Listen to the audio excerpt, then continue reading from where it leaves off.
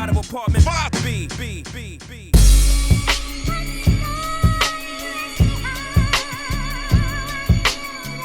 You're now tuned into the Apartment 5B podcast, where we chop it up about hip-hop, R&B, sports, love and life. Hosted by Kill.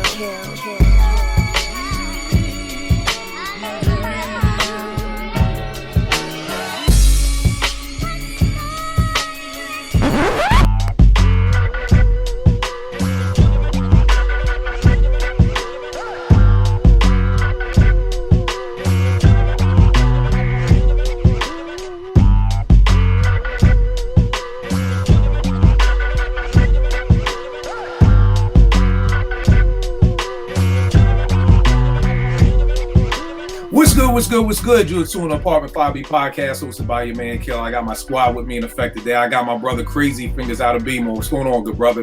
What's going on, man? Thanks for having me. Happy New Year. No doubt. We got my brother Amir out to Vernonville. What's going on, good brother? How you doing, brother? Peace, man. Happy New Year to everybody. No doubt. My brother Gadget, Scratch Magazine. What's going on, good brother? Thank you for having me. Happy New Year, everybody. You already know it is, good brother.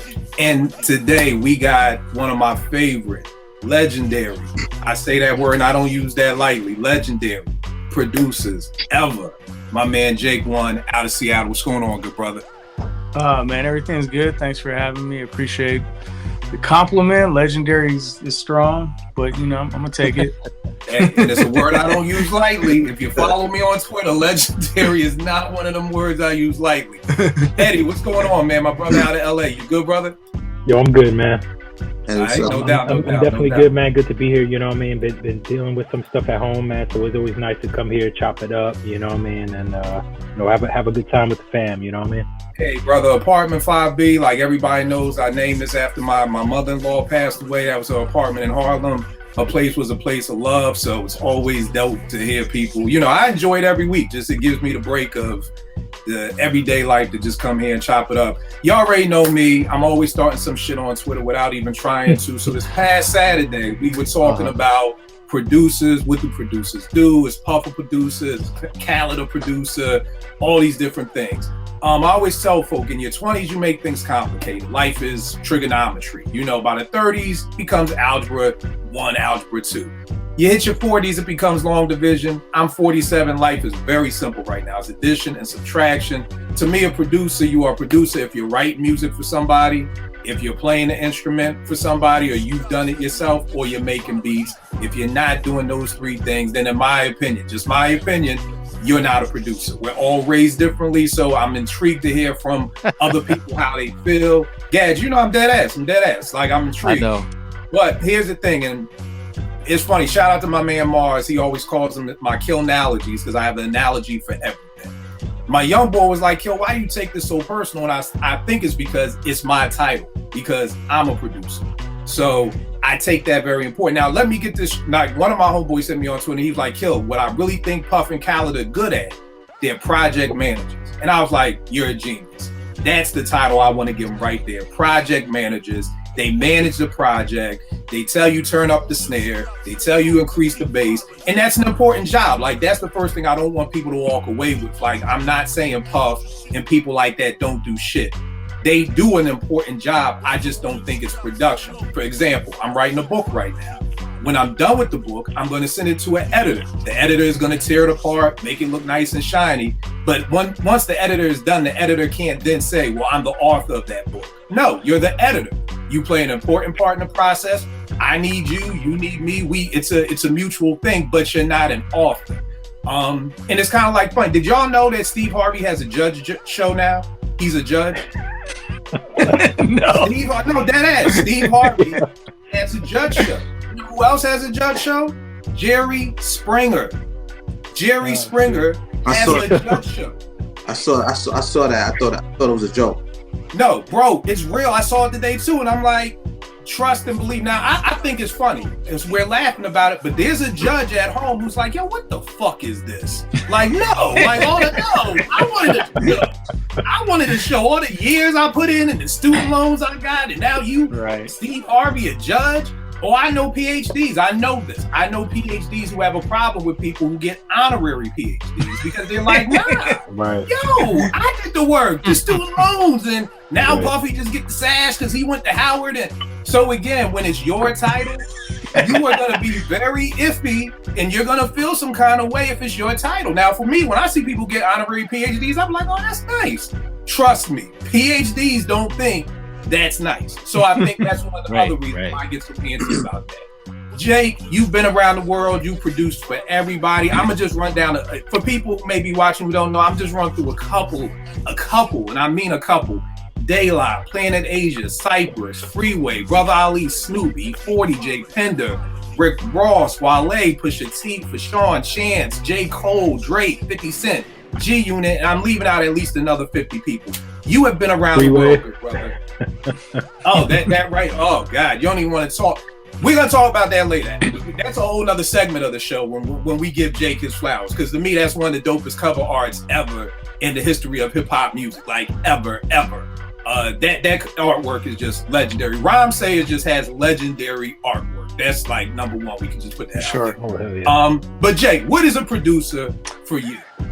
I think over time my opinion on this has changed a little bit, because definitely in my earlier days when I would see people be like, or give Puff that credit, I would think it was crazy, because I'm like, if you didn't like make the beat, then you didn't really produce it. But sometimes there's like an overarching thing that maybe somebody does, and I've seen this with various projects where like somebody might be there that's kind of like the overseer of the whole thing, right?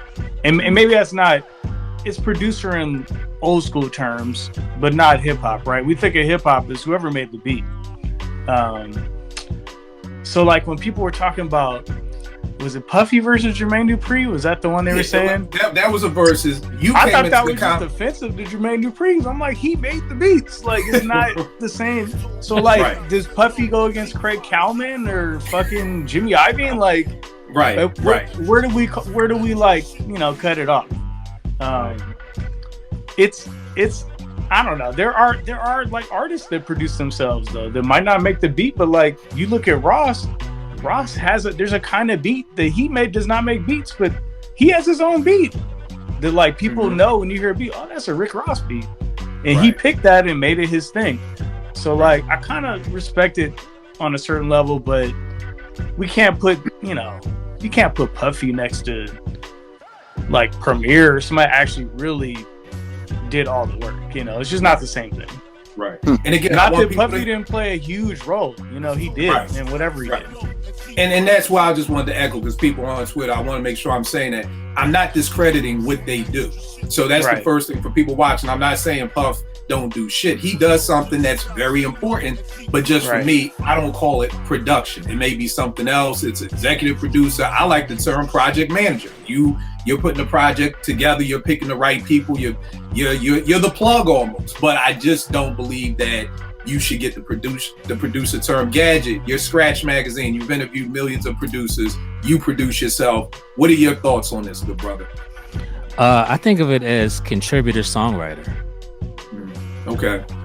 You know, I'm like Jake. Like in hip hop, I'm thinking of producer as, you know, the person who did the beat maker. Like, so over the years, producers have come to mean something else from when Quincy Jones was producing a record. You know, like 100%. Quincy Jones was orchestrating orchestras and all right, I want to interject on this because this bothers me a lot when I see people say like, well, Dre is like Quincy. It irritates the hell out of me Jones could write charts and shit. This is not the same thing. You know what I mean? We can't. That's not one to one. Quincy Jones writes music. Yeah, I mean, and the key is Gash. What was orchestras and shit? Write music. So again, my mom is a jazz musician, so I grew up around it. So I've seen my mother write the pieces out for all the different people and give it to them to play. So when people say things like, well, Quincy didn't play everything, I'm like, yeah, you're right, but he probably wrote the music for the people to play. So when people compare Dre or Puffy to Quincy Jones, I'm always like, just stop for a second. You know what I mean? Like, you know, they're two totally different things. So I'm with you on that, Jay, because everybody always goes to Quincy Jones. Well, I also hate when people go to the Rolling Stones. It's like that's always the throw-in where it's like, why can't hip hop do this? It's like with the Rolling Stones, name one Rolling Stones album. And nobody like ask anybody, just name one, just one, and they go. That just stops the argument right there. I asked somebody, name 3 Quincy Jones albums before all crickets. So again, but sorry about that. Gaj, what were you saying? Oh no. And you know, I think for my definition of producer is, can you be in the studio by yourself and create music? Right. If you can't, I can't consider you a producer yourself, you know? I mean, that's a good point. If you're in there dolo, the drum machine is on, the weapons of choice is yours, can you come out with a beat? And you know, like we spoke about, you know, Herbie Lovebug and Marley Marl. The person who had with this, man. The person who had the equipment was the producer. Like, even if you went in there and he looped it for you, he was the producer. He had the equipment. And you can't say like what Marley did with Eric B as president. The programming was the whole song. That's what made it essential and special. Like, right. If you just would have brought those same 2 ideas with somebody else, it could have not even been good. Right. I always hated when I saw like in the 90s, like some records drum programming. No, Premier was a producer. Stop putting him as drum programming on the Lauryn Hill record. Lauryn Hill didn't play them damn drums. What song was this? I didn't even know. There's a song on Lauryn Hill's album where they have DJ Premier as drum programming. Interesting. I didn't know this. Education? Yeah. Oh, I had no idea. Let me research that. You guys can move on. I'll just look for it real quick. The good brother Trey Lee, Philadelphia legend. What's going on, brother? What's happening, man? Can y'all hear me? What's going on, Trey? You good, Trey? You good? Hey, Trey, have you met Jay? Good. Gadget is in here. I see you, boy. What's up, man? Trey, have you met Jay before? Man, what it is, man. Crazy fingers. I see you on the tracks on the daily, son. Yeah, you know what I mean. No doubt. Eddie, what's up? Gaj, while you figure that out, Trey, definition of a producer. I was saying earlier, to me, it's very simple. You either writing the music, playing the music, or making the beat. Khaled, Puffy, I call them project managers. What they do is important. I'm not discrediting that, but they're not a producer for me. What is a producer for you, good brother? You've been in studio with D-Dot. I mean, D-Dot is your man, who owns one of the greatest produced songs with the Benjamins ever, amongst millions of others. Being under D-Dot, what do you see as a producer for you? I mean, a producer can be a producer doesn't necessarily have to be able to operate the MPC, in my eyes. A producer is somebody that contributes heavily into the creation of the production. You know what I'm saying? I.e. the word produce.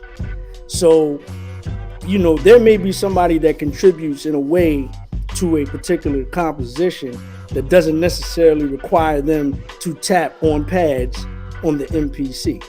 You know, whether it be from a writing perspective, whether it be from an arrangement perspective, whether it be from, you know, understanding what beat patterns you want to use, but may not necessarily be technically savvy enough to quantize on the beat machine to actually play it out, but can instruct. I want the pattern to go for boom, boom, back, and then there's somebody there to actually do it. You know what I'm saying? So it doesn't necessarily require you to put your hands on the machine, but it does require you to contribute majorly to the production of the composition.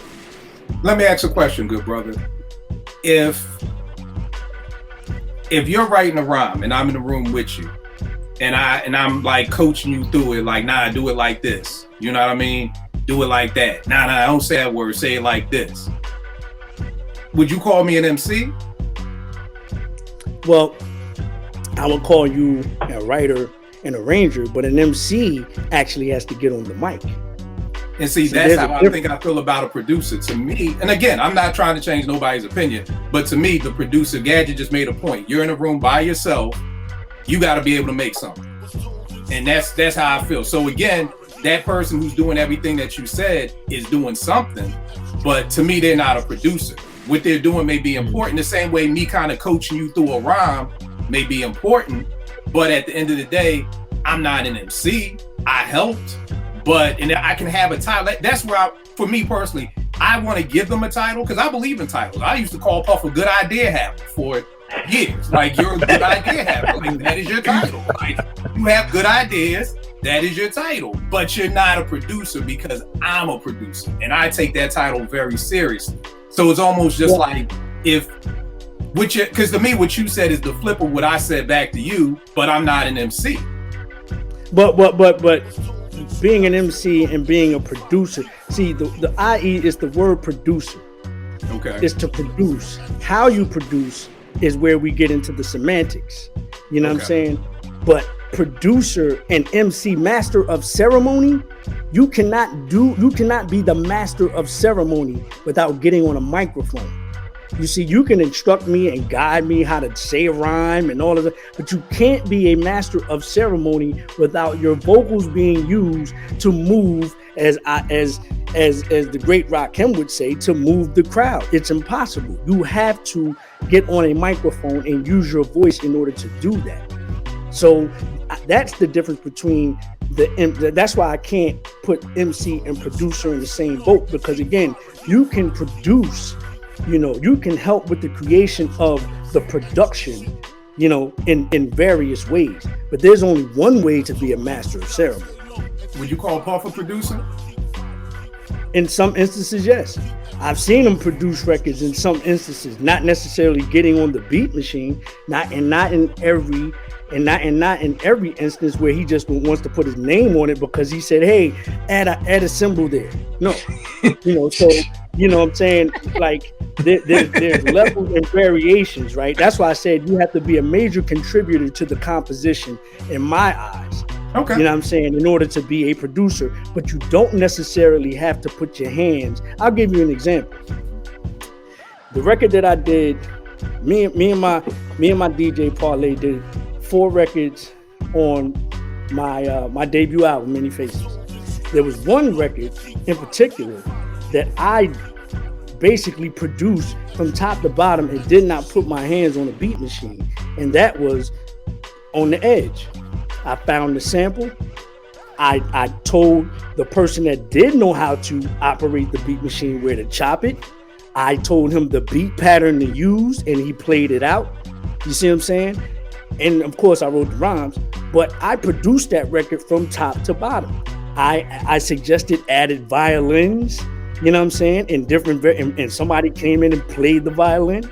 So I produced that record from top to bottom and did not put my hands on the beat machine.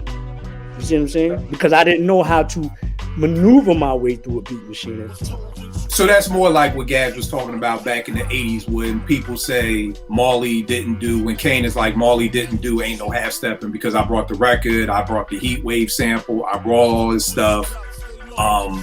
So he felt like he was the producer. Well, I think everybody in the Juice Crew, I think it's like a 25-year rule on shit, because it'll be like nobody will say shit for like 25 years, and then like everybody's like, Marley ain't do shit, like in unison. Like it was like they was under contract. Now Kane, Ace. And see, I don't believe that. Yeah. Because now everybody's like, I brought all the records. I'm like, God damn, y'all brought all the records? They're like, all the fucking records. Well, but where does it end though? If Mo B told me he played the Emotions record for Biz first, and that's how they, Kane heard it. So does he get the credit? You know what I mean? It's like, you kind of just go on and on, Right. And again, it's kind of whoever's there with the equipment doing it. This guy, right. And again, we all have different definitions for the same word, because I know with Diamond on Stunts, Blunts, and Hip Hop, he gave co-production credit if you gave him the album to use. You know what I mean? I think that's dope. If he hears like your beat and he's like, I want to use that loop, yeah, that's reasonable. You know what I mean? Right. For sure. But Trey, I understand what you're saying because, like you said, you contributed a lot. You didn't come in and say, just put a bell there or turn up a snare. Right. Like you came in everything prepared. You just didn't know how to do it yourself. So I didn't know how to operate but I could tell you, okay, stop it right there, chop it right there. Okay, have the beat pattern go ba-bop, ba-bop. You know what I'm saying? Like I did all of that except for put my hands. Actually, in other words, I was Geppetto. And somebody else put their hands on the pads and actually did it. You see what I'm saying? I understand that because if I'm not mistaken, Premier said that's what happened with No More Mr. Nice Guy during their first album. That he really didn't have the equipment, so he was just in the studio telling the engineer everything to do. I mean, first Tribe album too, from what I've heard. Oh, like, word? I didn't even know Q-Tip that. wasn't programming on the first album, so. Okay, I didn't even know that. That's why I love these conversations. Amir, you're with the Chocolate Boy Wonder, one of the greatest producers ever. What is your definition of a producer? I don't produce, so this is a third party lens I have. I always got to do my political bullshit. It makes sure I understand. I'm not. You got to have a thesis statement. This is your thesis statement. For the start, I'm not a producer. I respect the craftsmanship of what they do, but I do. Jake said a word that I feel like it could be synthesized and it has branches to it. The overarching business of what production is. What Trey is saying, in my opinion, through my lens. I may be one of the young guys in the room, but it's not ageism when I say that. I'm saying for me, when I look at it like you have executive producers, and then you touch producers, like producers that actually put their hands in. With Quincy Jones, composers, people that write music. So there are not these silos, but there's like these segregation of duties in the business of music production. And until we can classify what classification of what umbrella you fall under or the role you're playing when you go into this particular job. My job today, I'm going to executive produce. Oh, I'm going to help play keys and composition and write out, chord strings, blah, blah, blah. I'm composing or I'm writing and arranging. Those titles have played a significant part, but I think in hip hop itself, there is like this core drive that says like, yo, look, if you ain't make the beat, you ain't make the beat. I mean, it's like playing basketball. We both can't score the same point. Right. If I go to the basket. Amir, what is making the beat? In hip hop? Yeah, what is making the beat? The person who's getting busy, right? That's in hip hop. But executive producing this hip hop is what you said it is. I'm bringing you the sample. I'm telling you what I want to hear, right? And you go through the motions. So executive producer in hip hop versus producer in hip hop, I think those two are very straightforward. What becomes convoluted is when money, publishing, and the other shit get involved, and people want to poke out their chest as I did, me, I. Right. That's production. That's ego at that point. So there's a separation of art, ego, and production. And my little, small experience with this so far. So yeah. No. That's a great point. And the reason why I love these conversations, I always tell people on Twitter, I want to discuss music. I don't want to debate it, because debating would mean I want to change your mind. I don't want to change nobody's mind. I believe what you believe, and I don't want to argue it, because I don't want to prove I'm right and nobody else is wrong. But the discussions are good because, Trey, now I can understand what you're saying. If you come to my crib right now, Trey, and you tell me everything to do, I'm going to give you the production credit. But that's me. That's just me. I would say co-production. You know what I'm saying? Like, because we're talking about semantics here. You know what I'm saying? Right. And that's the thing that comes down to, like I always say, how you was raised. For Diamond, if you gave him a vinyl, he was giving you co-production credit. I know a lot of producers who don't feel that way. If you give me the vinyl, good looking, my G. Like, okay, and we gonna keep it moving. So again, it's how you were raised. So I'm not saying Diamond's way is right or this way is wrong. Crazy Fingers, you're now you're composing sounds for people to sample. What do you feel a producer is? So I think it varies. Like everyone has already said, it's not one clear-cut thing. I think producer has a lot of different roles. And just like, you said you can talk to your partner about being a project manager, that's essentially what I think now is what a producer is, a project manager. I mean, I used to have to look through the same lens of, you made the beat, I'm the producer. you didn't do nothing, you're not involved. But when you look at it from a bigger perspective, they do different things that you can't do. I can't sit in a session and write a song for somebody, but I can program the beat, I can compose the sounds. Someone brings an idea with a song in mind, and they can bring a different feel, or say the word this way. I can do all of that, but I can't do things that someone else may have an ear that I don't have. They would be kind of sort of classified as a producer, if you get me. That's how I see it now. Is it producer or co-producer? Because I heard what you said, like, I'm composing it. And I think it kind of goes back to a little bit of what Amir was saying, was like, we all play certain parts. It's like a sports team. There's one coach, though. We all can't be the coach. There's a coach. There's an assistant coach. There's a point guard. So we all have these different positions that we play. Nobody's ever going to say, oh, Steph Curry's the center for the Golden State Warriors. Nobody's ever going to say that because he plays a specific position. I think right here is like somebody used the word convoluted. It's just all over the place with us, because I would see you as the producer and that person coming in who's writing the song, they're the songwriter. They have a title. Like, that's what I just want to make clear to everybody who's watching this. That's I'm not a fact. Anybody. I want everybody to get their credit for what they do. But again, I'm picky about it because it's my title. Trey, maybe you know this because you're a lawyer. Did you know Steve Harvey has a judge show right now? I just listen. You know what's funny? Before I clicked the link, I just saw the commercial for that shit. I was like, "What?" And my wife was like, "He has a what?" I was like, "Yeah, it's Steve Harvey. He's the judge." Like, right, now here's the funny part. I'm sure there's a judge out there who feels some kind of way about that. Why? Because it's their title. We're laughing at the shit. But there's a judge right now who's upset because that's their title. But what is he judging? What is he judging, like? Bro, Jerry Springer's a judge, my dude. Jerry Springer has a judge show. You're a lawyer. How does that make you feel, Trey? All the work you've done to become a lawyer. I mean, honestly, it's television. So again, I get it. But I'm just saying, you know what I'm saying? But I get your point. Like, if somebody was to say, you know, and didn't go to law school, didn't get a JD, didn't do the work, didn't pass the bar, didn't do that, and then you say I'm a judge? Nah, you know what I'm saying? Right, and I think that's why I'm just so picky about the word producer. I'm sorry, Theo. Finish, Crazy Fingers. Finish what you were saying. You were talking about the composing piece. Yeah, no, but to answer to your point, or to your when you were saying co-producer versus a producer, or versus an executive producer, I think, and this is just my opinion, I think at that point we may be getting caught up in semantics, or we may not be. It may be a whole thing when it comes to, because you got to look at it also from the point of view of labels and things like that. A lot of us produce for underground, so we're not even thinking on that level. At least I'm not. But when it comes to labels and things, you have executives and budgets and all of this stuff. So people are over top of things. They're given certain titles.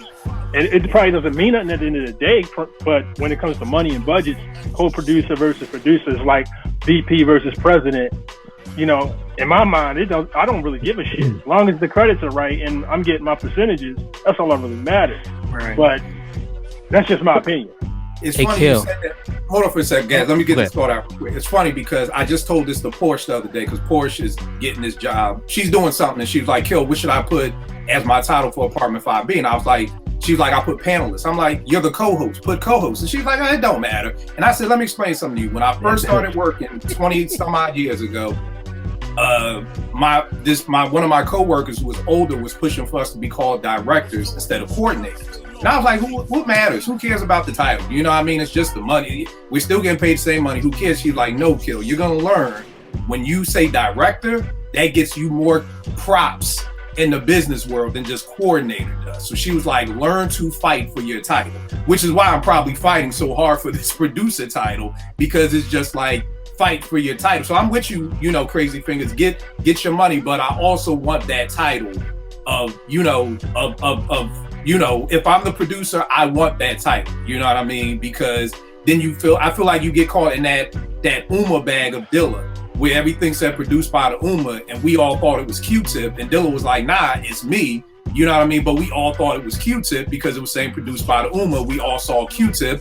JD broke off and started his Pay J. You know, I don't take that as a coincidence. You started a production company called Pay J. You know what I mean? Like, pay me. Like, it's me who did the beat. So it's like, You also want your money, but you also want to be able to walk in them labels and say, "Yo, I did that beat." Well, nah, it says here, Jermaine Dupri did the beat. Were you gonna say something? And just for clarification, in the music world, executive producer is really the money man. It's really the head of the label. Yeah. You see what I'm saying? It has nothing to do with making the music. It has nothing to do with none of that. It's really the money man that is, or the person that's running the label that is the executive producer. So when you talk about production, it's generally producer or co-producer. You know what I'm saying? So because when you add something to the creation of the music, then you start going into the producer pocket, and you immediately slide. Unless you're the head of the label, you immediately slide out of that executive production title. So just which is why I love that title, project manager. If we all work in anytime, I'm dead ass. Like if you work in a business, the project manager is an important person. This is the person who makes sure the project goes from place A to place Z, and everything comes together. They coordinate everything. They get all the. It's almost like an assistant coach. Like you're getting all the tape together. You're doing. What was Eric Spoelstra before he was the head coach? He was like the video dude for video Miami. coordinator. Right. Very important job. Without this person, we're not getting the videos. We're not. So again, I just want to keep saying this. Nobody is trying to discredit what a Puffy or a Khaled or any of these people do. Again, just because it's my title, I'm fighting for it. If I wasn't a producer and I was a DJ, I may be like, who gives a fuck? Just call it whatever you want. But because it's my title, I fight for it a little bit harder. Eddie, what do you think, good brother? Yeah, man, I think the titles, and I'm like the fish out of water in the panel because, I'm not an MC, I'm not a producer. But you are a fan. You are a fan of the music, which is what we need. What I mean? So for sure. And I think as a fan, I think you feel a certain way when you find out your favorite producer, didn't do everything that you would think a producer, should do, right? Or, it was ghost produced by someone else, or, in the case of, all right, well, they just brought the records, or someone brought all the records and had the ideas and they just kind of put it together like paint by number, so to speak, right? I mean, there's different stories for different situations, but I do think the titles are a big deal. And in my industry, right, I work in IT. My last role, I didn't have the title, just kind of like what Kill was talking about. I didn't have the title I should. I was technically the IT manager because I was running the whole department. The title they gave me was Senior IT Specialist, but I was running the whole department for the company, basically. And there was no one else. Like I didn't have anyone to delegate to, and I didn't have anyone above. You know what I mean? So the title can get convoluted, and I think in the industry, if they did have specific titles, right? So like Quincy Jones, like he could be more of a composer, or a higher level producer, right? Like a beat maker, someone who's, actually, working the MPC or the ASR, whatever tool they're using, like that's the producer, or the executive producer may be the one overseeing the project. And sometimes it is the producer, sometimes it's the artist, but sometimes it's someone like, with the Roots, Richard Nichols, who passed away, rest in peace.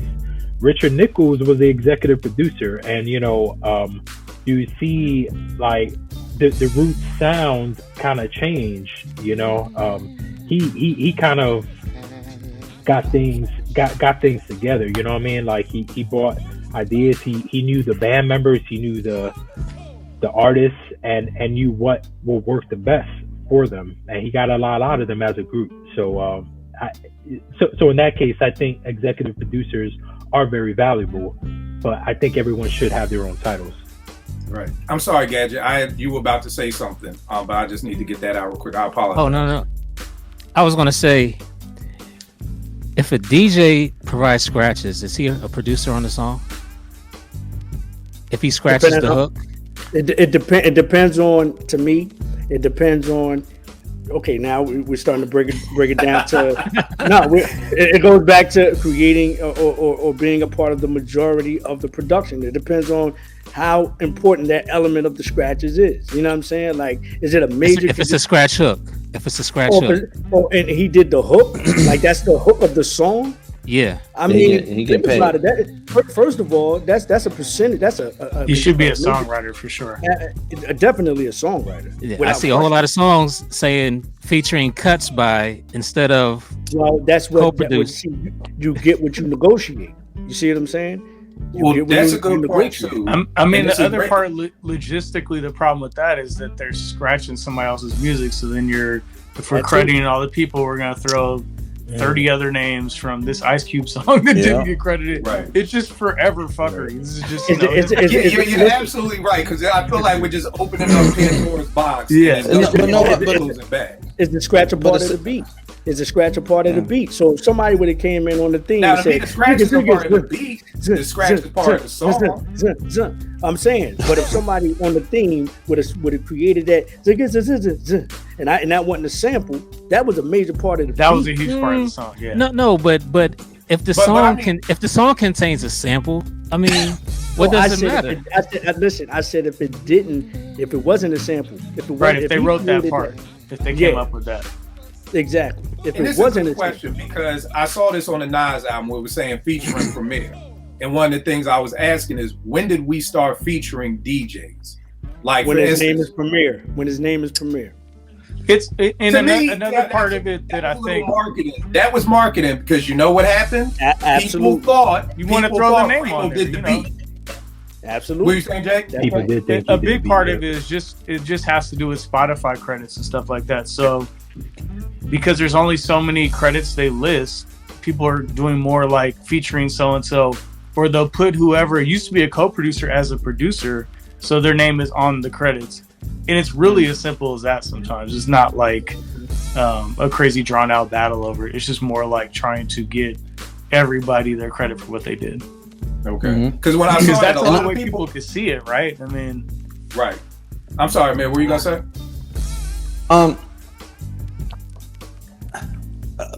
An interesting point in I guess the chain of how we're linking this together. One thing that you said that was interesting, like, yo, this person is this, the title is this. My philosophy on it when it comes to titles mean more when you leave a company, not while you're there, right? One of my mentors always told me that your titles mean more on your exit, not on your stay. Number two, Kill, you keep lingering on this, and I like this because you're hanging on it. What is the title? What's her title? What is this point? What is this person? This person gets this credit. In big business, not saying that anybody here doesn't know. I'm like I said, I'm just a student of life, right? So what I've seen is that we have this thing called SPOF, which is called a single point of failure. You mentioned Khaled, you mentioned Puff. You said if they're not involved in a project, it doesn't go anywhere. If they're involved in a project and the project doesn't go anywhere, it's not a project and it's not a business at that point. They will become the single point of failure. Because if my project or a record is not produced because you're not there, that means that we don't have a creative cohesiveness and records are not as a unit. Because like we can all agree that production, you can have a single produced record, a co-produced record, and you can have and like a damn near orchestrated record that we could say orchestrated by a group of producers, one or two or more, and whatever. But I think when we start playing with the verbiage and kind of massaging the definition of what A or B or C or D is, we kind of lose sight of, like what Jake said, the overarching things that work here is the bottom line is you did what, this is what you get paid for, this is your cut, this is your percentage. Okay, this is the overarching title. When people look in the credits, they'll see that you did X, Y, and Z like a movie.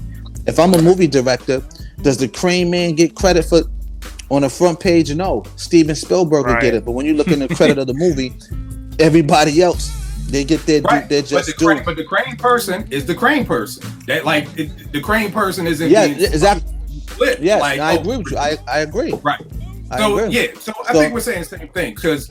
But what about in the situation where I make the beat myself and I played all the keys and I programmed the drums and I did the scratches? Like, am I supposed to go for all of that? Like, I learned, it's crazy. I learned recently that kind of matters because there are ways you get paid on some of these things, from like SAG-AFTRA and stuff like that have to do with like your actual musical instrument contribution. And there's songs I did in the past that I really fucked up by not putting that I did the drums or whatever, because I missed money because I might not got publishing, right? And that would have been another way for me to get the money. So you're saying even if you produce the whole song, that you even have to put drum, like it says produced by Jake One, you need to put drum programming, string arrangements. I think it's if we're gonna give other people credit for when they do that, then maybe everybody needs to get credit for whatever part they play. And in certain cases it matters, because when they start looking at your portfolio and they want to hire you for certain things, and they see on this particular record that you did, not only you did produce it, but you did the drum arrangements, you did the vocal arrangements, you did. So now that's like Jake is saying, you got different streams where you can get other opportunities elsewhere just in that concentration alone, or you can create the whole thing yourself. You see what I'm saying? So because now you're dealing with the business of it. Right.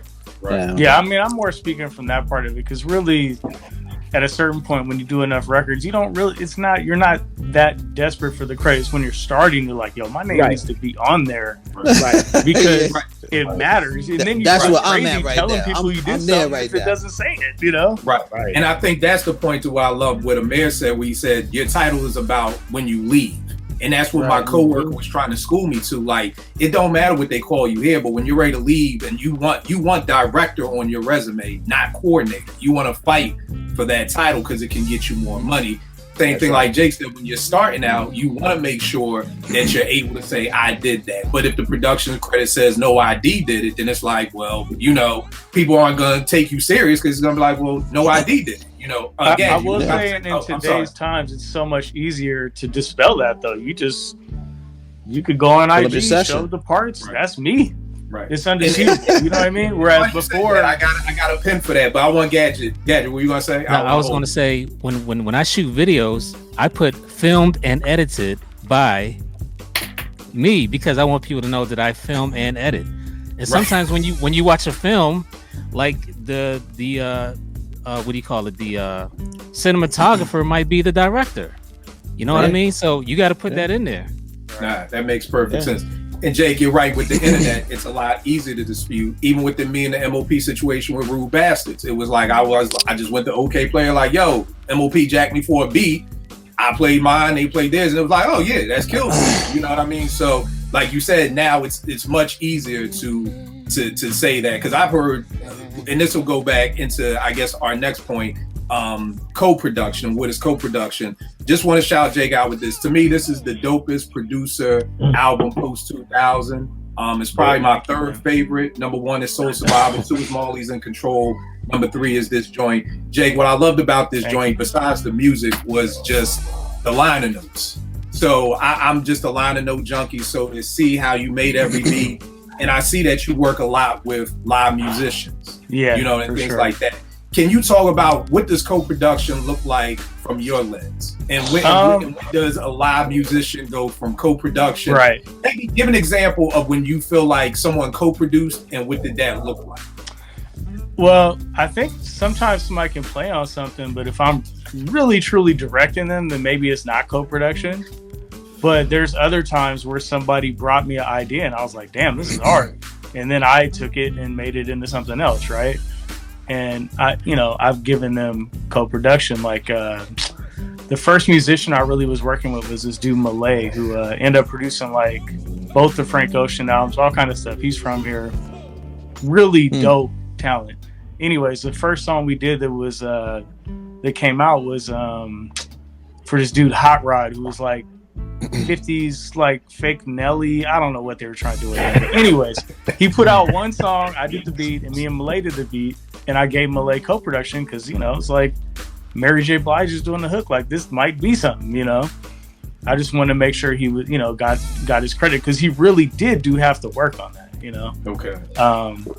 But then there's been other times where, like, I might have a sample that, I don't really want to use the sample, but I want something kind of in the similar vein, and I'll have G Coop or whoever it is play it over, and then I chop that up. I don't really think they produced that. That's kind of different, Right. Because I really hand did everything, Right. Yeah. The funny thing now is, I feel like the reason why we're talking about this is that old school production guys didn't get any credit. They were playing any kind of role behind the scenes. It was produced by Dr. Dre, DJ Quick, whoever it was, and then the other dudes that played instruments might have came up with the idea. You know, so many different ways it happened. They got nothing in those times. You know, their name might have been on there, but maybe not. In this new modern era with dudes making loops and sending stuff to people, you're just seeing guys get the credit they should have been getting this whole time. Like, there were guys who did beats for Trackmasters, got no credit. Like, they did big records you wouldn't believe. You know what I mean? See, this is where I think it's good. You know what I mean? Lead out smiling somewhere. Fair, you know what I mean? This is where like the heartbreak comes in, because it's been going on forever. No, I mean, forever. It goes back to the Funk Brothers. It goes back to a lot of right. The Funk Brothers, like if Smokey Robinson came in with like, he wrote the song, he brought in this chord change, but they made the song. You know what I mean? Like, their playing made the song. I mean, for instance, I'm really good friends with this keyboard player who's from my neighborhood, Philip Wu. He played on Everybody Loves the Sunshine. He plays the keys on that song. He played on Searchin'. Then he joined Maze, right? So he's in Maze. He plays keys on Before I Let Go. So his story is Frankie Beverly had an acoustic guitar. He made a demo, and they made the music from there. They didn't get no writing credit. You know what I mean? It's like, right. This is just how it was, and it's not specific to hip hop. You know? Right. So I think now it's going better. Not that guys aren't signing bad deals and getting done dirty. That's forever gonna happen.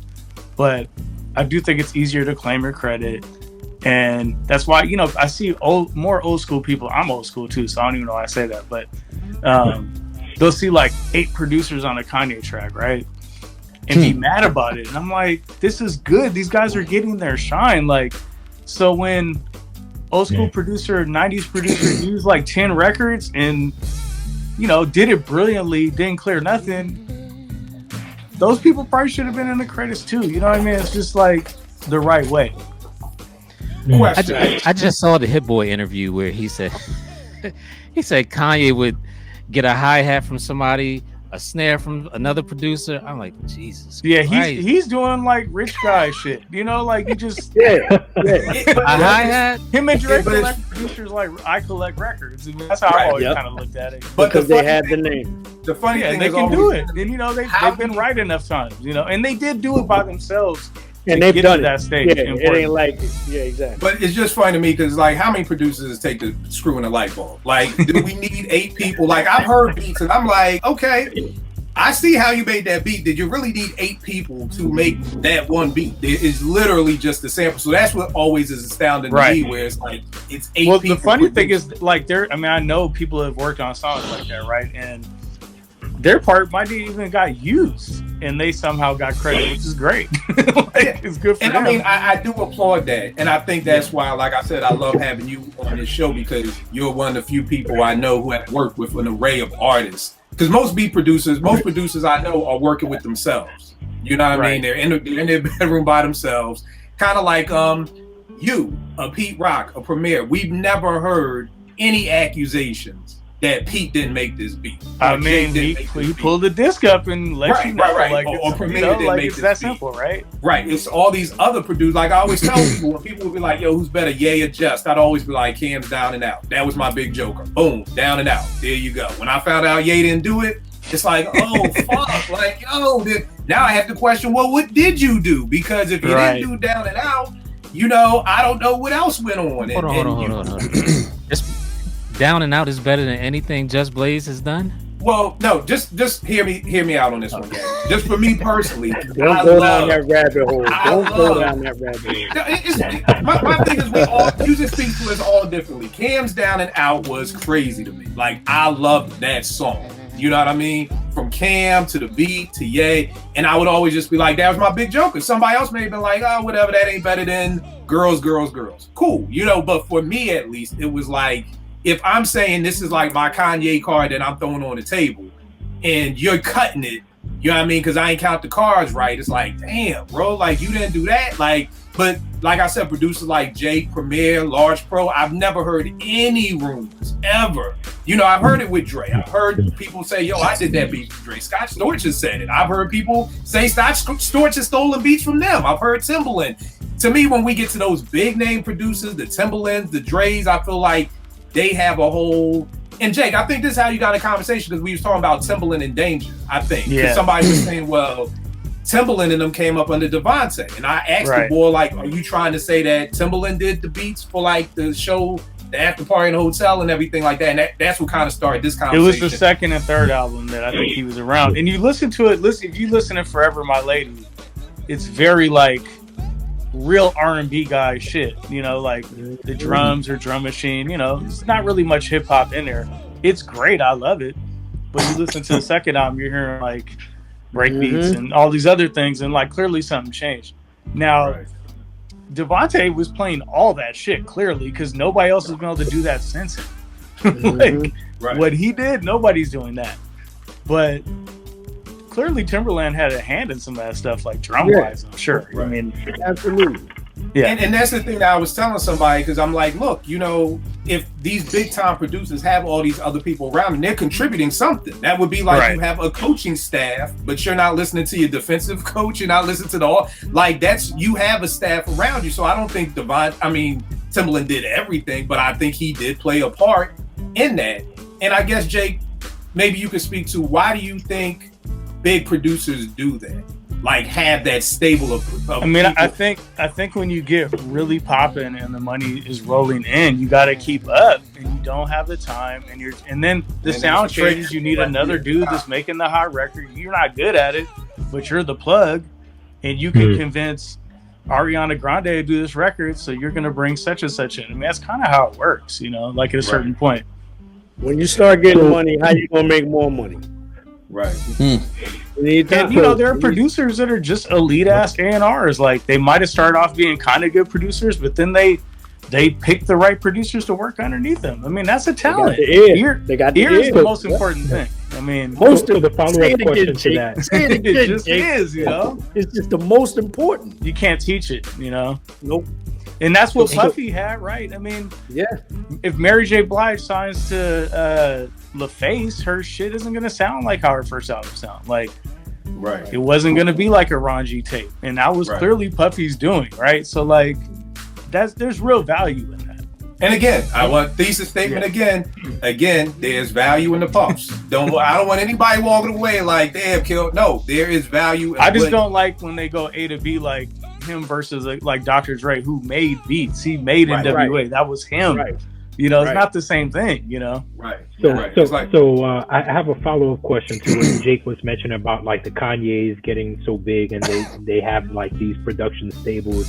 And I'm wondering about the young producers and like what's in it for them. Like, is it just like getting the foot in the industry? I know some producers, when they take a younger producer under their wing, I've heard about them like giving them opportunities or like maybe creating connections for them, but I don't think that's the case for all. You know, I mean, I think it's really like 99% of this shit is about being in the room with the right person, and if you're in that room, you're gonna have a chance to win. It's funny because I don't do that at all. I haven't done it in my career. I just send shit. That's how I've always done it. But in my experience, what I've seen, the people who are really successful and have that run, they're there, and once you hit with a couple big records, they come to that person. You know what I mean? So if you're kid making beats on Fruity Loops, you might be really good, but you're just blasting emails hoping to get lucky. And it's different than them coming in with Timbaland saying, right to this. Totally different, you know? So, you know, it just depends on the deal you sign. You know, like, you're never going to have the shit in your favor if you have no leverage. I mean, it's just life, right? Like, why should Timbaland give somebody that has no track record? He should give them credit, but I'm more in favor of like these guys signing deals that aren't necessarily favorable to the producer than their credit being stolen, because I feel like it's not like, I wouldn't want to put my name on a song I didn't do. I feel crazy doing that, you know? That's the key, is that there's integrity there with you. Right. You know what I mean? Somebody else. It costs me money every day, man. Believe me. But I think the thing is that at the end of the day, through 20 years, I think that that's something to wear as a badge of honor. Is that it's almost like me in the hood. Like I'm good in the hood. Like nobody can say nothing crazy about Kill, and that's something that I wear on my chest. To me, it's something to wear on your chest to say, yo, I've been in this business. You know what's funny? Years. There's one beat that I didn't do that I got credit for. It wasn't a big song, and it was like a Rick Ross and Rick Ross, Wale. That's not a big song, dog. Rick Ross. No, right? it wasn't a big song though. Rick Ross, Wale, and Lupe, and it was a situation where I had a producer working underneath me, and I just gave him all my ASR discs. Like I was like, just go, and he made a song out of like a sample I had in there, and they got it from me, so we shared the credit. Right. All right. But it was actually all my sounds, I didn't. I mean, but so you did. So you did do some work on it. I did, but like it doesn't. It's not the same. I hear you. I hear you. No doubt. So I don't do a behind the beat on a song that I didn't do all the part because I feel weird being like, this is what I did. Stop. So you're not really hearing the record. Right. And that's why I love having Apartment 5B counsel in the building too, as the lawyer of the crew. You know what I mean? So you can make sure everything sounds legit. There is some contribution here. Like let's right. And that's what I love about Trey. Trey is always coming from a hip hop mind, but also from a lawyer state too. Gadget, what were you about to say? I was going to say, what was I going to say? Oh, when I interviewed Charlemagne worked under D-Dot. And so when he did the Missy record, like he can't walk in and say, yo, this is produced by Charlemagne. Nobody's going to know. Like it's better saying produced by D-Dot for the Hitmen Productions or whatever. And co-produced. And co-produced by Charlemagne. So sometimes walking you into the door and putting you into a situation will get you a producer credit. Right. And it's still, even when people were saying with the Ye Down and Out, people was on Twitter like, oh, I'm sure they just messed up the credit. I'm like, no, they didn't. It's Cameron's single. No, but Kanye was like, I didn't do this beat. Like my producer did that. So like, good for him. Like it's Cameron's single. What's gonna look better? Produced by Kanye West. Cameron wanted him to produce that. You know what I mean? It looks better, right? Right. So I mean, I know from if I'm in the A&R mindset, I'm not putting Kill produce that beat because who's Kill? But I'm definitely gonna put Kanye's on the hook.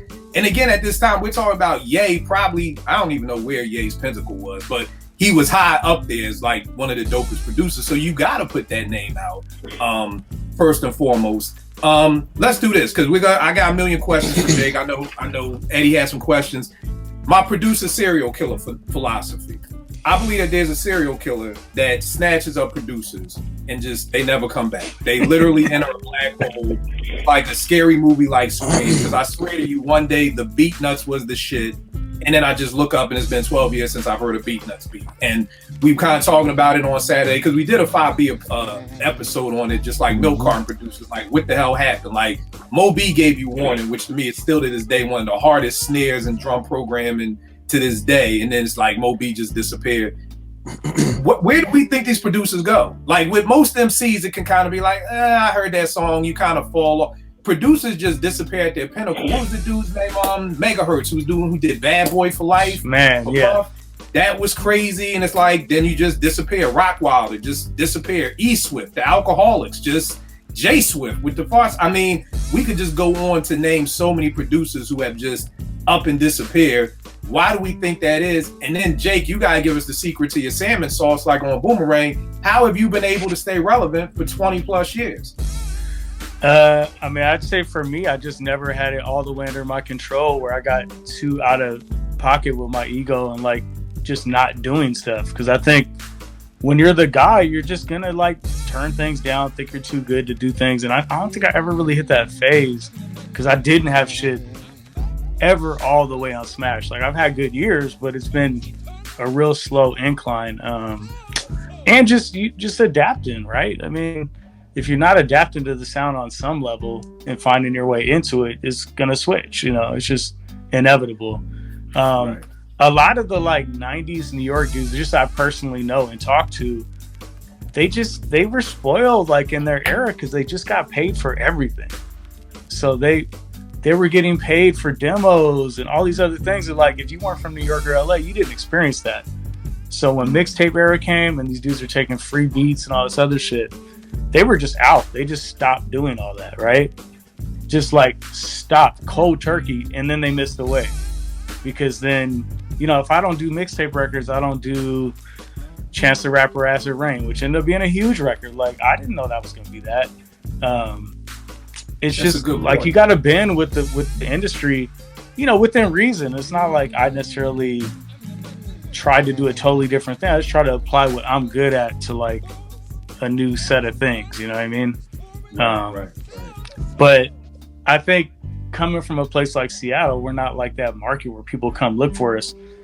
I just had to like find my way in, and I think it made me a little more versatile and willing to bend on things, you know what I mean? Whereas the traditional powers, all these guys, like everybody I know that's in New York went to high school with some famous rapper, or they lived on their block. It was just the access was so crazy.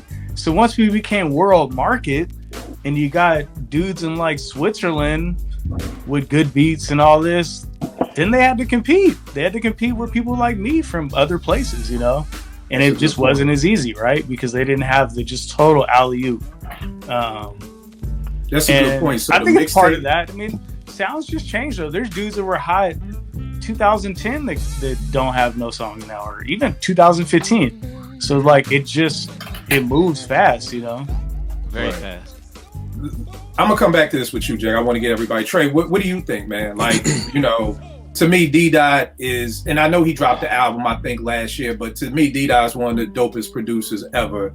Does he not want to produce anymore? Does he still like, what is the D-Dot situation? Because to me, the whole Hitman, and I asked Chucky Thompson, God bless the dead, this when I interviewed him, like, I always felt like Puff blackballed the Hitman, because it was like, as soon as they broke up with Puff, I never heard from any of them again. And I'm like, yo, these dudes produced some of the biggest records of the whole of an era, you know, of a decade almost. And now I'm not hearing nothing from any of them. So I don't like asking you to speak for another person, but if you know, you know, from Dot's perspective, because again, I'm like, where did D-Dot go? Like, I can tell you what I think, and I think Jake hit it right on the head.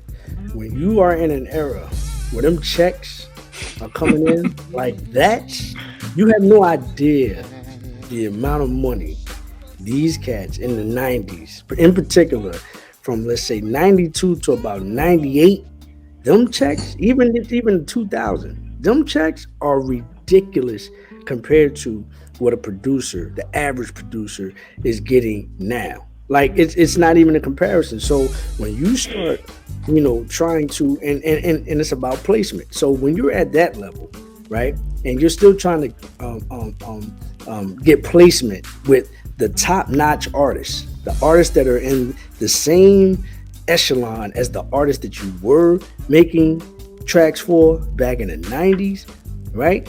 And those same artists are getting tracks from other people for what, $500? You know what I'm saying? Off of the internet. You know what I mean? It's like, why those people as producers are like, no, why am I doing that? For what?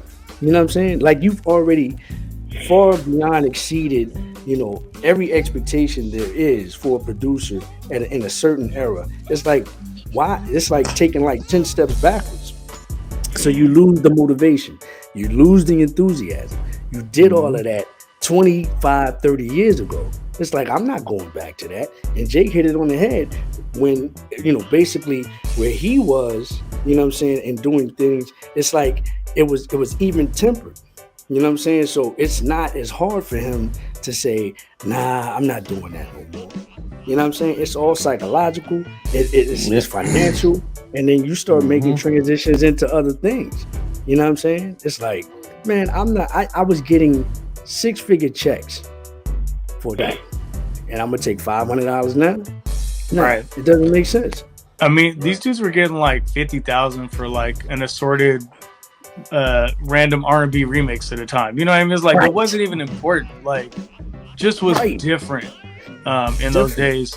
And honestly, it's back to that now. The money is there. The money is being made for real for producers again. If you have popping shit. I mean, if you're doing D-Dot level. But it's shit. almost like they got it now. Those '90s cats got to start all gotta over start again all because over, you missed yeah. a period of time where you said, "I'm not doing it for that." So Right. now it came full circle. It came back to like what Jake is saying, where cats is making that kind of money. But there was a period of time where you was like, it was rough. Yeah, it was rough. It was rough, man. And it wasn't for a lack. From what I know, it wasn't from a lack of attempts. It's just that cats would get the tracks and say, well, things have changed, blah, blah, blah. We can't pay you what you were getting paid before. We're going to have to pay you, da, da, da. So what do you do? You know what I'm saying? And then too, I think another great point you guys made is the sounds changing. Like I think of Large Professor's first album, which I think is a 5-mile classic, the LP, that was supposed to come out in 96, but by 96, Bad Boy owned the radio. You know what I mean? So Geffen is looking at it like, yo, what we gonna do with this SP12 dirty filtered bassline music right now? And then the album gets shelved. You know what I mean? And like you said, Jake, unless and I don't know if a lot of those producers from the 90s actually really knew how to groove. Like Amir, Pete is one of the few producers. He may be, truth be told, the only producer for me, at least, from that era. I was 17 when I heard The Creator. I'm 47. Pete just dropped Retropolitan. Shit, the shit you let me hear off of Dope Boy Soul is still crazy. The shit He's definitely kept it up and being great this whole time, which is really hard to do. I mean, there's just not many out there you can say that about. I mean, it's crazy. And still producing at a high he level. still got that love for it, though. I mean, he's still spending that's what he money said. on records, sending me and that's what he texts said. of records and stuff, Yeah, so you speak to Pete, then I'm assuming, right, Jay? Yeah. That's a fact. So, I mean, when he tells me all the time, man, he always we FaceTime and he'll hit. Pete usually FaceTimes me before 12. He'll be in bed like, yo, just keep your love and passion for the music, bro. That's all that matters. If you love it, you're gonna be alright. All this other shit don't matter. Like he'll drill that shit into me like Mr. Miyagi. Like not that I'm ever gonna lose the love for it. I don't have that. I don't even see that, right? But he always talks about love and passion. Like love, passion, and the music, you take care of the music will take care of you. And I think that he told me before, people think he has like some secret potion. He said, no, Amir, the shit is pretty simple. I just love to create. He buying, I don't know what guys y'all use out there, Jake. It's some dude in Cali that sends him these crates. He'll text him and you ain't gotta say his name, but homeboy send him these crates. He'd be like, yo, I gotta go to the house. I got some crates waiting. And then you go, he's still like a kid. Like it's weird. Crazy. Like I feel like that part never left at all. Like when I first met him, was still like like sometimes I'll send him a picture of a record I know he doesn't have just to fuck with him. But I mean, he's the reason why I do that. So like him and Finesse, like I know these guys, it still just blows me away. Like they're the ones that sparked this. Yeah, and even Primo, a lot of those guys, I think, if the guys that come out of that era, and I'm not even qualified probably to speak on everybody, to be honest, but as a fan, when you think of the Dr. Dre's, the Pete's, and the guys that came out of that I'm not even gonna call it an era, man. That was a moment, and to call it an era, I would be disrespecting it. That was a moment, and I can't say where it started or ended, but I will say that moment in hip hop and that moment in music, I think there was a high level of passion and love for the creation. People were making money, and like I said, once you start putting money, drugs, and sex in front of people, you're gonna see the demons come out of. An OG from Harlem told me, Amir, if you put the music industry in a pot of boiling water, you'll see the spirits and the demons come out this shit. And like when he said it to, and I ain't gonna front, when he said it to me, bro, he said it to me. I'm telling you this. So this energy is being passed on. When this OG hit me with that, it stung me, bro, because it never left me. I said, I'm on a train, like, damn. He said the demons gonna come out this shit. If you put it in a pot of, like, you take the whole energy, just put it in a pot of boiling water, man. So you put a man around drugs, sex, and money, you see the demons come out of him too. And pick his poison. And he was just like, yo, bro. He said to me, I know you don't smoke or drink. He said, but yo, just be safe, keep your head on straight. I can't tell you what your fate is gonna be, but you gotta keep, like I said, man, And like it's an honor to be up here with all of y'all, bro. Because at the end of the day, I soak up the wisdom, and everybody know I take notes no matter who. And Killer, I'm speaking. I'm always. He'll tell you, I'm always right. That's my guy. Me and the man talk like every other day. Yeah, I be right. I write shit down. I don't care. Everybody I speak to. So my thing is, man, like, I think the love for this shit is. I think the pandemic sparked this thing. I can't put what it is yet, but there's been like a resurgence of people wanting to. I'm not saying the turn up music is coming down, but there's a balancing taking place here, because people had to sit home and the music doesn't necessarily match the theme of what's going on. If you look at any era, if you look at any club, you couldn't hit the club this past year. You couldn't hit no club. Right. Word. So people had a lot of time to reflect. It was a bad year to have a hit. Word. Yeah. Word. That's a fact. You got people out here taking Black Seed, or you see Moss and shit. But if you look at when music in each era, right? You look at the Coke era, disco. You look at when crack hit, gangster rap. You look at positive when the weed hit and all that other shit. Each particular moment in our human existence was fueled by a soundtrack or a certain drum pattern and XYZ. What I think, and you can all go through it. Think about it. Each era had like something that propelled it from the ground, right? So I think now, like, even with the hippie shit, when they came back from Vietnam, it was a music that followed. It was a soundtrack to it. Pandemic doesn't have necessarily a soundtrack yet. And I'm not saying that soundtrack is going to be for 5 years, but this moment doesn't necessarily have soundtrack music to match the times, because people are trying to figure out whether they're going to live or die, or can I breathe the next day? Shit is happening so fast. The music is not. So what I'm curious to see, and I'm gonna leave it alone, is what happens when they say the shutters are really open. The music that comes from people being locked in. Glory. I think facts. I think it's a super fact. Music of that texture. We're gonna see a lot. My prediction is we're gonna see a lot of music that. And I'm not saying I don't really care about if it sell or 1 view or 10 million, but the music that's gonna follow this moment, I don't think it's gonna necessarily be 100% turn up. I think we're gonna see a lot of like groovy. I can't even call it soul, bro, but I'm just saying it's gonna be a lot of groovy fly shit happening. I predict that.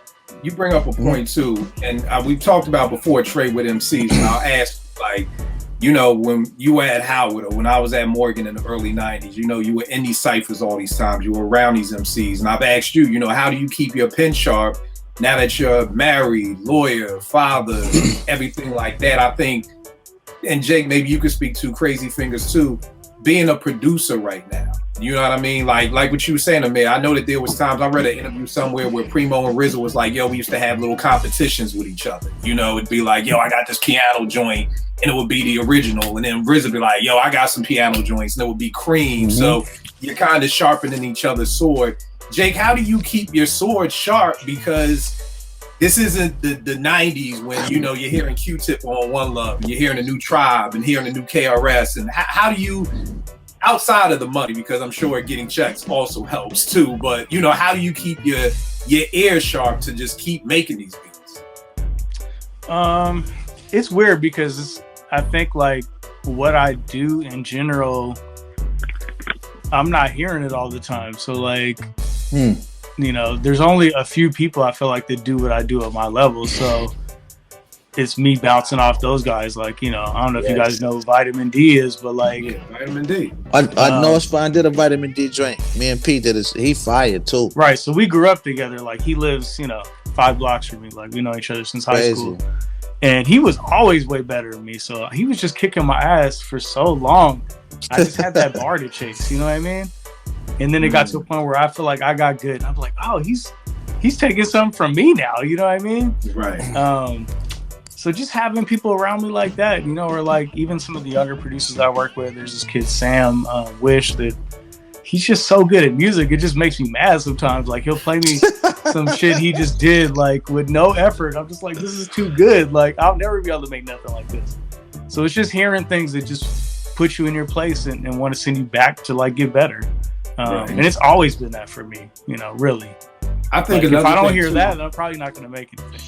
I think another thing too, bro, is your humility. You know what I mean? Because there's a lot of cats who won't never say, I can never do that in a million years. Or, yo, this person is better than me. Like, you know, so I think that, like Amir said with the Demons, I think that humility comes out and helps you prosper even more. You know what I mean? Well, it's even just, I mean, everybody has to acknowledge whoever played a part in what they do. It doesn't mean they can do what I do necessarily either. Like, there's things I can do that don't make sense to me sometimes. You know what I mean? Like, I wouldn't, you know, a lot of it's not intentional. I've had chances to work with the big pop producers, and when you see what some of these guys are making, you're just like, why am I doing this bullshit with these records? Like, but I'm just not good at that. You know what I mean? Like, I have to just be me. I just learned that a long time ago. Like, and they're bringing me in because they like the weird samples I use or whatever it is, you know? Right. I think that's a testament to your longevity. You never taste the sound. Yeah, for sure. And see, that's actually that is it, man. To me, like in art, period. It was like that staying, that core. Like, it's like having, I can't even call it knowledge. I'm gonna call it creative of self. Like, once you know who that creative of self is, like, you kind of get to this point where, you know what, and that person will evolve. Like, the music evolves, the producer evolves, the culture evolves, because people are not chasing numbers and the bullshit. Because I don't think hip hop was built on chasing numbers. I think it was really just built on chasing hearts and like people, and not to be the flower child of the shit, but I'm just saying it was really built on chasing that emotion of I'm hot and you should say yes, I'm hot too. Well, it's like once I make the music, I want to make the most money possible. Great, you know, like, but that's not. I don't go into it like that. Like, I don't sit down and be like, what does Drake want today? Like, I don't really care. I mean, he likes stuff I do. That's great. Oh my God, where's Portia? Gotcha. You know, I have friends that like, they'll really be like, man, I'm just working for, you know, insert big rapper this week. And I'm just like, nah, I'm not doing that. I don't know. It doesn't work for me. Like, I've never made a beat for anybody that they actually took. You know what I mean? So I never know you do a beat. I never know you do a beat until you do a behind the beats. I'm sorry? That's how I find. I never know who you produce for until you do it behind the beats. Right, and that's why I had to do it, right? I mean, because I do such random things sometimes, and that's the thing I really enjoy more than anything, is doing a song that nobody would expect me to be a part of. Like, when I was doing all these songs for Future, I just thought it was the funniest shit ever. But I was really doing what I like to do. You know what I mean? Right. I wasn't in the studio making that happen because I don't. I mean, all right. For instance, I co-produced a song on Playboi Carti's first album. Now, when I was in this, and I was actually in the studio when they cut one of the songs. You know what? This is a great way. I've never been more puzzled in my life. Like, segue me with this, because you said you co-produced it. So what does that mean? I made a loop at home. You know, it was like some keys I played. I had one of my homies sing on it, and I was working with one of the legendary creators of trap, Southside. Like, we got connected, and we kind of just found a wave where I would give him music and he would put his drums on it, and it just was a totally different thing. And a lot of people gravitated towards it. We were in there with Playboi Carti before he came out. I didn't know if he was the worst rapper or the best. I was just puzzled. Like, I'm not gonna lie. Puzzled. You know what I mean? And he came out the booth and told us this. Like, you guys don't know. And he was fucking right. You know what I mean? Like, he was 1,000% right. Because, like, 2 months later, everywhere I went, I saw kids losing their shit to this guy's songs. And all the hot rappers rap like him now. Like, I wouldn't have seen that coming, So, like, sometimes it's just like, I just play my position. I'm cool with that. Like, I just want to be a part of stuff. And, I do my own beats, the classic type stuff. I'm always going to do that too. But it's to me, it's exciting to do something like that. It doesn't even make sense with my background and what I do, that I could find a way to be effective on that, Right. And again, it comes back to that humility, because it's playing your position. You don't have too many point guards who actually want to play their position. They want to shoot. They don't want to pass the ball and get other people. That's what fucks up the team, when people don't play their position. You know what I mean? Yeah. Crazy Fingers, tell me, bro, what keeps you still making beats after all these years? We met probably 10 years ago. And pretty much. And you have like brought your crib now is like the Enterprise. Like back in the day, it was just the machine. Now you have like the whole fucking enterprise in there. What keeps you going at this point? Married, kids. It's not even that. It's going to sound cliche, but it is what it is. I love it. I mean, right. That's all it is. I love doing this. If I lost my job tomorrow, I wouldn't give a shit. But don't take my music away from me. Take my music away, I'm gonna lose my fucking mind. This is what saved my life. And right. That's never going to change. Right. Even if I don't make one red cent off of it. Right. It's funny, I used to say that too. I said, yo, God could come down right now and say, Kill, you're never going to sell a beat. I'm not selling one record. I'm not giving away one piece of equipment. So be it. I was watching this thing on Clay, because Clay's supposed to be coming back on Sunday. And Steph is narrating it. He's like, yo, imagine if the thing you love got taken away from you for 2 years. And the first thing that popped in my mind was, I couldn't make music. Like, and what would I do if for 2 years I couldn't make no beats? You know what I mean? And Trey, I'm sure that's how you feel about him seeing. You know what I mean? Yep. So, you know, you got that piece. Let me ask everybody real quick. Who do you think is the producer you miss the most? Who like just disappeared? Like, I know for me, I miss the Beatnuts. I used to love the Beatnuts. Their first album is what made me want to produce. Like I always say, people plant seeds, people water the seeds, and then there's the harvest. So Premier and Pete Marley planted some seeds. Pete and Premier they watered them, but when I heard that Beatnuts album that summer, that was the harvest. That was the summer, and I said, I'm going back to Morgan. I don't care if I got to rob a bank. I don't care what the fuck I got to do. I'm getting SP 1200, and I'm producing. They were that Beatnuts album with Props Over Here and Are You Ready and all those joints. So I miss the Beatnuts, and I swear they just disappeared, but that's who I miss the most. Crazy Fingers. What's the producer who disappeared that you miss the most? Man, Alive, right? I would say because I miss Dilla. Yeah, so let's go with the Alive. Probably High Tech. Yeah,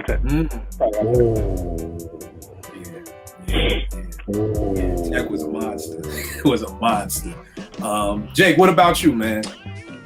It's funny. I was gonna say High Tech.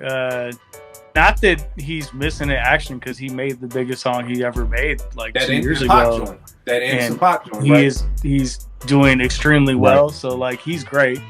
He just did a song for Snoop, but he's never been a dude that makes like a million beats, and that's why I always admired how he'd make like 5 beats in a month, but they were just the ones. Like it would be crazy to be how he just had his finger on it. But I think he's going to be doing a lot more stuff coming up. I know he's inspired again.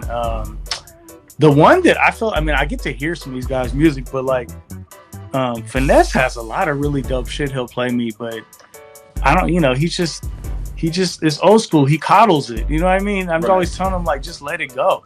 Like let the people hear it. Did you ever see this joint that Jazzy Jeff was doing? And he was talking in the garage to like all these producers, and he was like, he was saying, he said Finesse too. He was talking about how like people would play him stuff, and he's like, yo, like Jeff was basically like, sell some, but just give it away. Like, don't hoard all this music. Like, get it out of you. Like, give it away. He called it dying empty. Yeah, exactly. Thank you. Damn. He was like, die empty. You know what I mean? And like he was preaching that day in the garage, because I swear he said Finesse and somebody else, and he was just like, they're playing me all this great shit. And it's like, but nobody's hearing it. Like, and he was like, keep some, sell some, and then give it away. But like Gad just said, like, die empty. Like, you want to die with not hordes of music that's just nobody's ever heard. I think that's just the era thing, man. They just come from something different where it's just, that just feels crazy to them. You know what I mean? And I understand it. I don't come from that.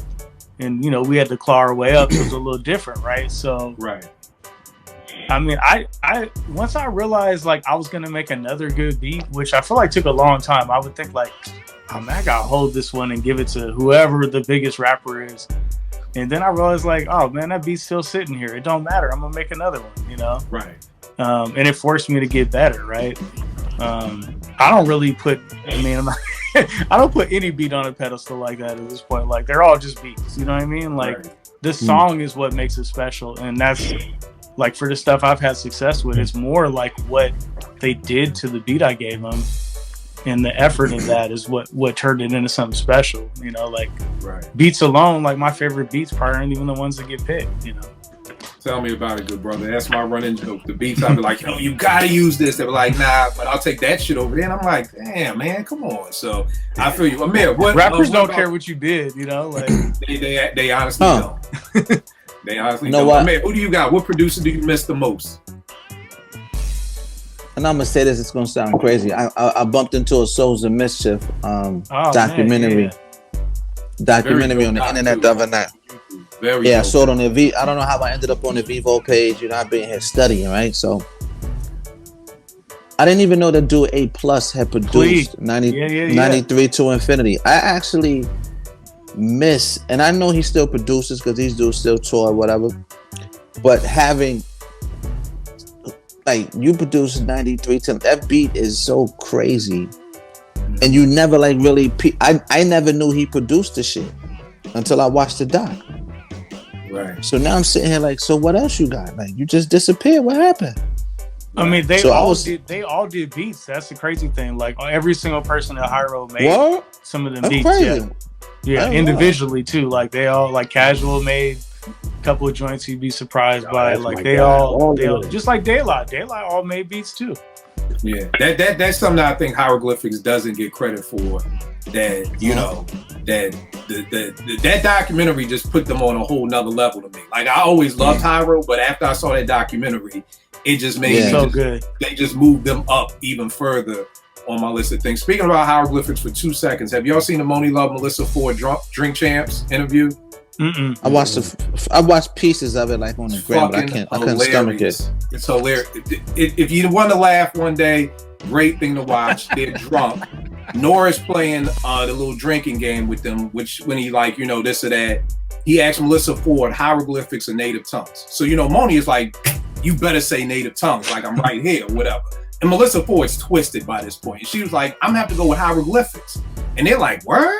And she's explaining, and she's like, yo, you don't understand. Like before hieroglyphics, there was no speak. Like we couldn't talk. And they was like, oh shit, you think we're talking about real hieroglyphics and not the hip hop? She was like, how could you?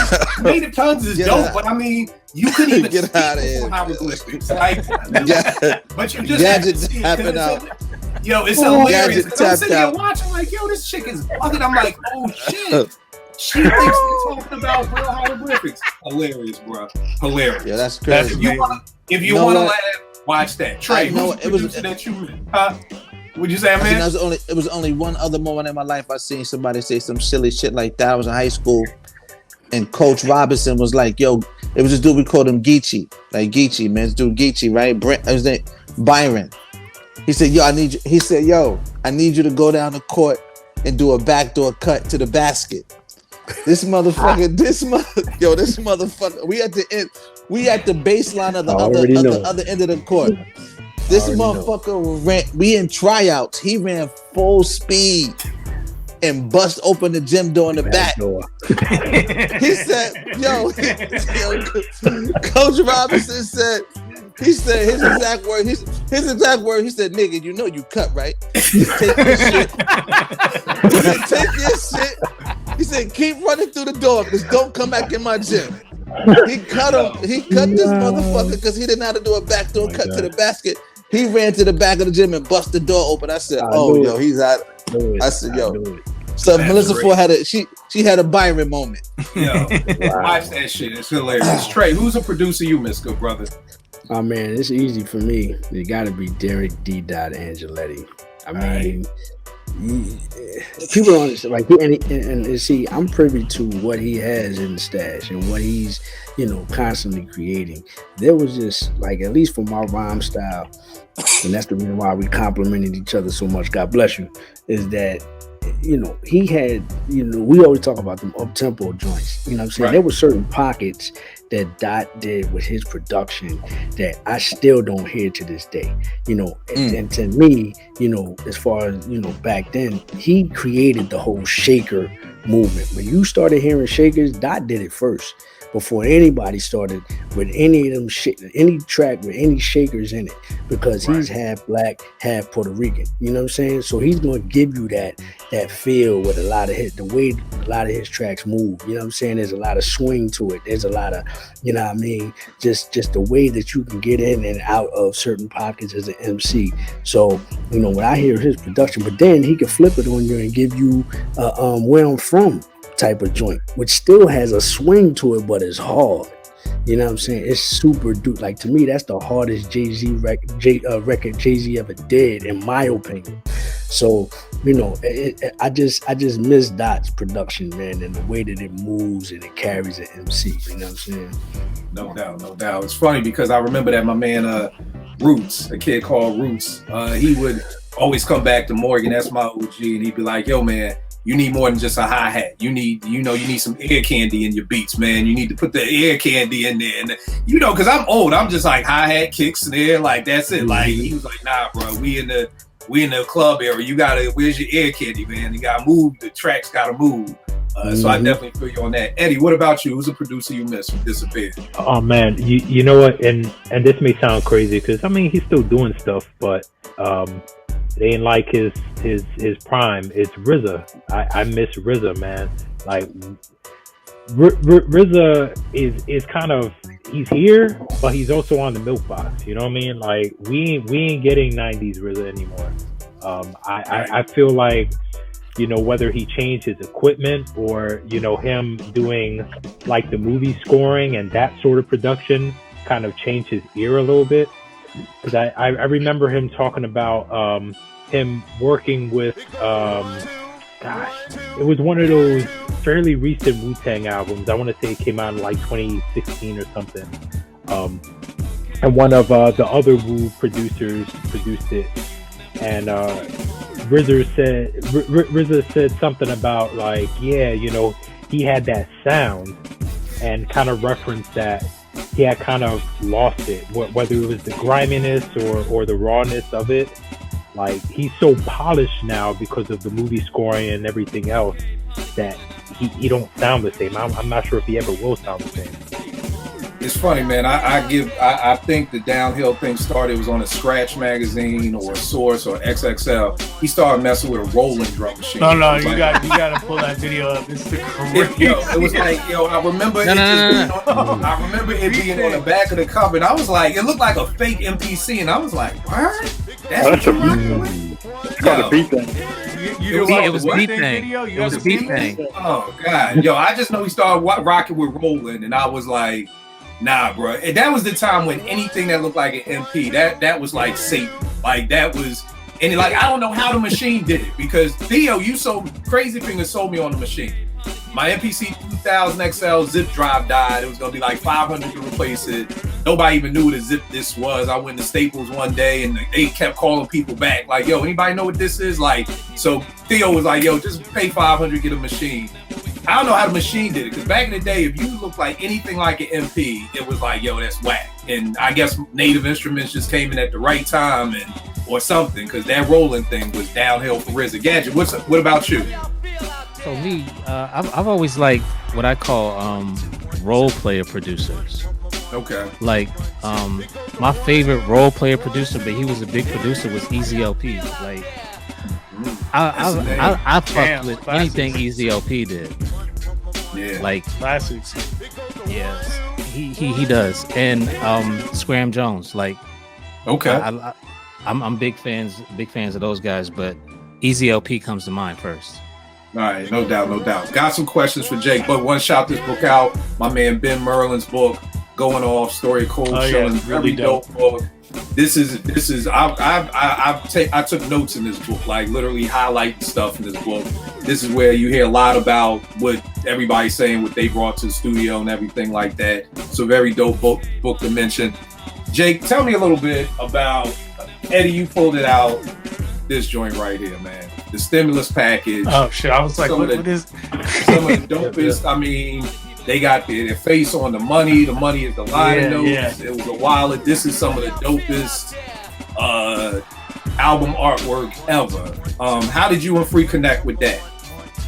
We connected because I did a song on his second album on Rockefeller, and his manager at the time just really liked my beats and thought me and him should do a project. Like, it really happened like that. And it's crazy. His manager now runs Warner Chappell. His name is Ryan Press. He's like a big dog at this point, but like, you know, a good friend of mine. Yeah, he was the one. He was like, you guys need to do something like Gangstar or something. He was like, this would be dope. So we just ended up doing it. It's funny because I talked to him a couple of days ago. I think we're really gonna try to work on it. So we'll see what happens. But that's good money, right? That'll be fire. Yeah, I mean, it would definitely be good. But yeah, that album, I don't know. I was just coming into my own at that point. You know, I wanted to do. He was one of my favorite rappers, so I just wanted to work with him, and it just ended up turning into a whole album. But you know, I went on tour with him, all that stuff. Like we really did it. That was the first time I really went on tour DJing for somebody, and it was just a different experience for him too. You know what I mean? It was. I think we were a little early on it because I think people would be like, "Oh, this is a backpacker thing," but then he's kind of a commercial rapper, I guess. They didn't really know how to categorize it at that point. But yeah, it was a dope experience. We definitely had some bangers on there, you know.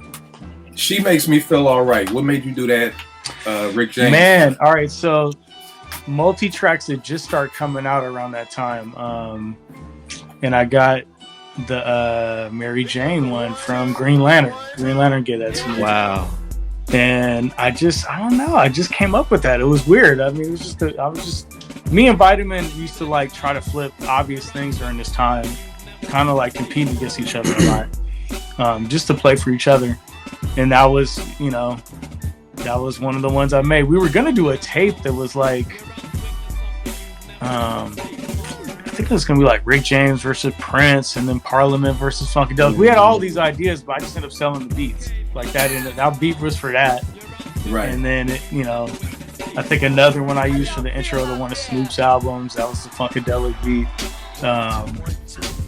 But yeah, no, it was the funny thing is there's another part in that song that's not the Rick James part. That's an obvious song too that nobody's ever called out. So I still feel good about that. Now I gotta go back and re-listen to it tonight, try to figure this shit out. Another joint, and I'm showing these joints. I'm going somewhere with this show. Yeah. Brother Ali. This is a 5-mic album to me right here. Thank you, man. Thank you. That album's fire. I love this album. For people watching at home, yes, you heard me right. 5 mics. If you haven't heard this, tap in. Brother Ali is amazing. The beats are amazing. You talk about the cohesiveness of dope beats and dope MCing to make dope songs. Like, to me, that's the key ingredient. When people are like, what's the ingredients? Dope beats, dope MC, dope lyrics equals dope song. An incredible album. I'm showing these. What do you take away? What do you remember from this album, the Knee Session? Man, I feel like my biggest memory is he just really made me work on that one, man. Like, you know, sometimes you just, things come natural. He kept redoing mixes and changing parts of the songs, or he'd be like, he's probably more than anybody I've ever worked with, more cognizant of like what he's saying. That's more important to him than how the song sounds. So sometimes we would fight about this. I'm like, this is the hard shit. Run with this. And he's like, nah, but that's not what I want this to say, you know? Right. So it was like definitely a tug of war with some of that. Definitely went crazy with the live musician stuff on that album, like a lot. Tried to like do cool interludes and different things. Randomly enough, I think, what's the song called? Say Amen. That was a sample originally that we were scared we were gonna get sued for.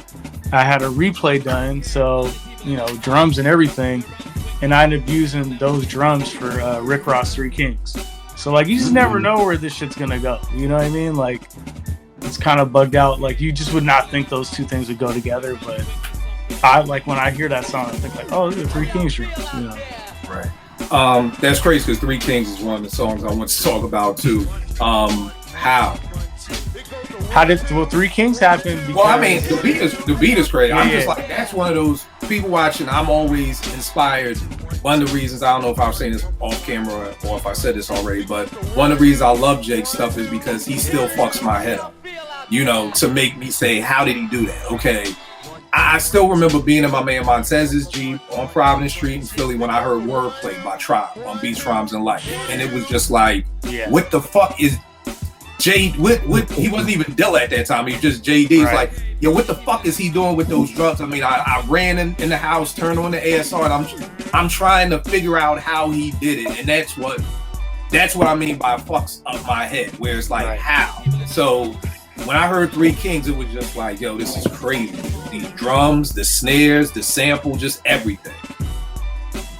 I mean, the crazy thing with that one is at that time I was in like a production deal with Dre, so I was just doing a bunch of songs for him, and I was sending all my beats over there, and he had like a first right of refusal kind of thing, and he cut to that song with Rick Ross in like Miami, maybe like a year or two before it came out. And then, you know, I'd done a bunch of songs, so I honestly wasn't that excited. I'm like, fuck, well, is this gonna come out?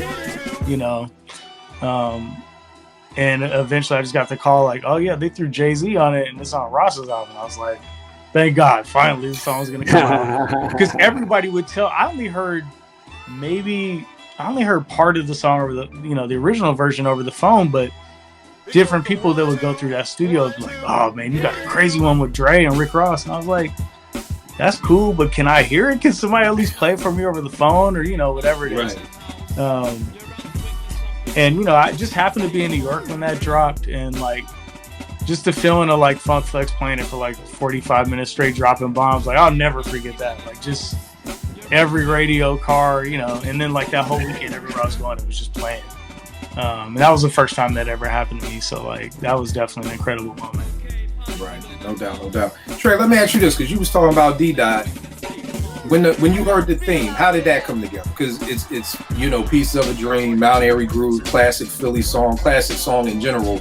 Did you pick that sample? Did Dot have that for you? What was your feeling when you heard that? Like Jake is talking about the feeling of hearing Flex drop the bombs, like that was a huge song. So what were you feeling it? Were you like, nah, you know, the Dot have to be like kind of coach you on it? No, because I wanted to.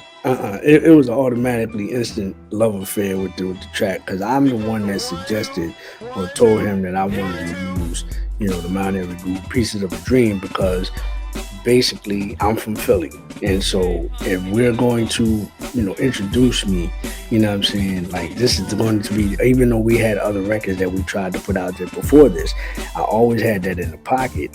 I recall one night we was in Justin's, and you know, the DJ was playing the records, and he put on the Pieces of a Dream record, and I started, and I looked at Dot and I said, see, and I was looking at the reaction of the crowd. I was like, see, that's the reason why we got it. He was like, shh, no, be quiet. No, we don't want to tip anybody off that we're about to use it. So I'm the one that brought to him, you know, let's use Pieces of a Dream.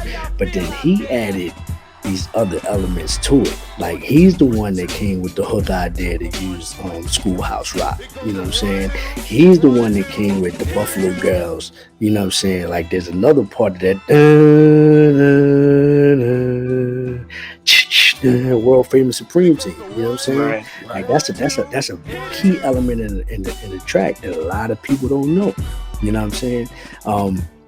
So he's the one that implemented all of that stuff and created, you know, him and Ron Lawrence created the track. So when he was finished, it was like, yo, this shit is hard. It's not only a club banger, but it's just a hard record. So you meet the elements of both worlds with this joint.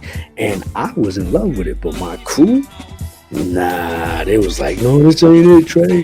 This ain't it, nigga. You going to the club with this shit? Because there's a part of the whole Trey Lee L Rock mystique that people don't understand. Like I was one of them rappity rap niggas before you heard me on radio. Like I was one of them battle on the block, you know, using a lot of words and all this other stuff. But Dot, going back to producing the record, he was the one that said, yo, take some of them words out, man. Let the record breathe. Let it, you know what I'm saying, and all that kind of stuff. And my crew wasn't, really with that. They were so used to the MC battle dude, you know what I mean? So, but I was with it all day. But then once of course, it gets on the radio, then it's like, oh yeah, Trey, that's it, that's the one. But nah. D-Dot put his foot, him and Ron Lawrence put their absolute foot in that track, and they produced that track in a way that, it came from the elements of the Pieces of the Dream, but then adding all these other elements into it just created a masterpiece in my mind. You know what I'm saying? Right. And Amir, we talking about feelings, dog. How did it feel when Pete signed you to his label, man?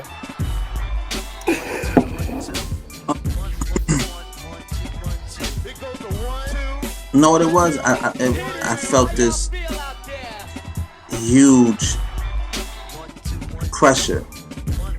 And the pressure I felt initially, I called him back the next day and I was like, bro, I ain't really sure if I want to do all this shit. Cause I don't, because, we're from the same block. So I knew that the CL Smooth comparisons would be like the first thing out the gate. I'm the first, if you're the first guy he signed for Mount Vernon in his tenure of hip hop, like people gonna expect you to be like a certain kind of special. And if they don't see it out the gate, it's from this thing, right? And then you have to allow it to play out psychologically on yourself, right? So now I think I was creating problems that didn't exist, right? But I think that I had to initially just allow the energy of it to like filter, sit back, and the first thing people who do speak, he cursed a lot. He was like, man, fuck all that shit, fuck this rhyme, man. He said, yo, okay, I gotta get it. I get it. You wanna be all sensitive and shit. But just fucking don't change none of your shit, man. Just do the shit you've been doing. I got the rest. I'm not telling you not to evolve, but don't start doing different shit, man. I need you to be the guy I signed for my block. Like, I need this to be a certain way. And I'm like, all right, cool.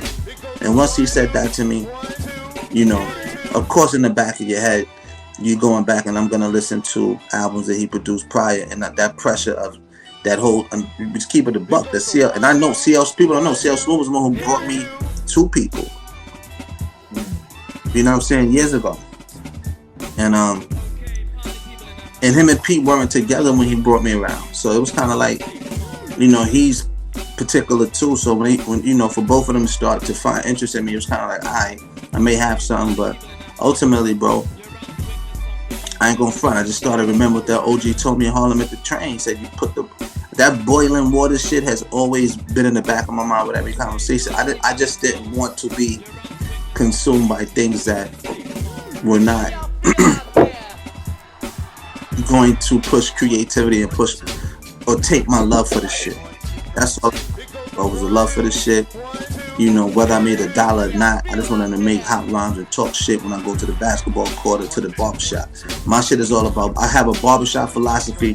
When I walk in the shop, I can't say shit. You heard that verse, that shit was hard, right? That's it for me. Like, that's platinum for me in my soul. Right. But of course you want to get that recognition from your peers and people in the community of hip hop like you guys and be like, nah, son is nice. But you know how it go. First they're gonna say, oh, he nice. Then they're gonna hear another joint. Like, nah, they're gonna cock back like, oh no, he nice. And then you hit him with 3 or 4 more shits and you gotta convince people. It's just that we live in a culture where the elder statesmen are not giving you a free pass because no matter who signed you.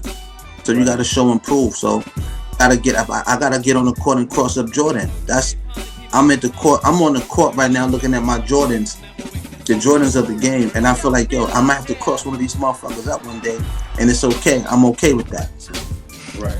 So that's kind of where I'm at with it, man. So, but I love everything about creating. You know how I work.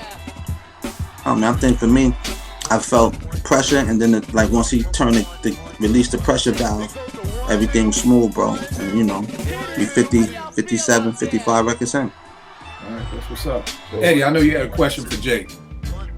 Yeah. So, the rhythm roulette, man. I just being honest, and not just because you hear, I felt like yours was one of the dopest rhythm roulettes.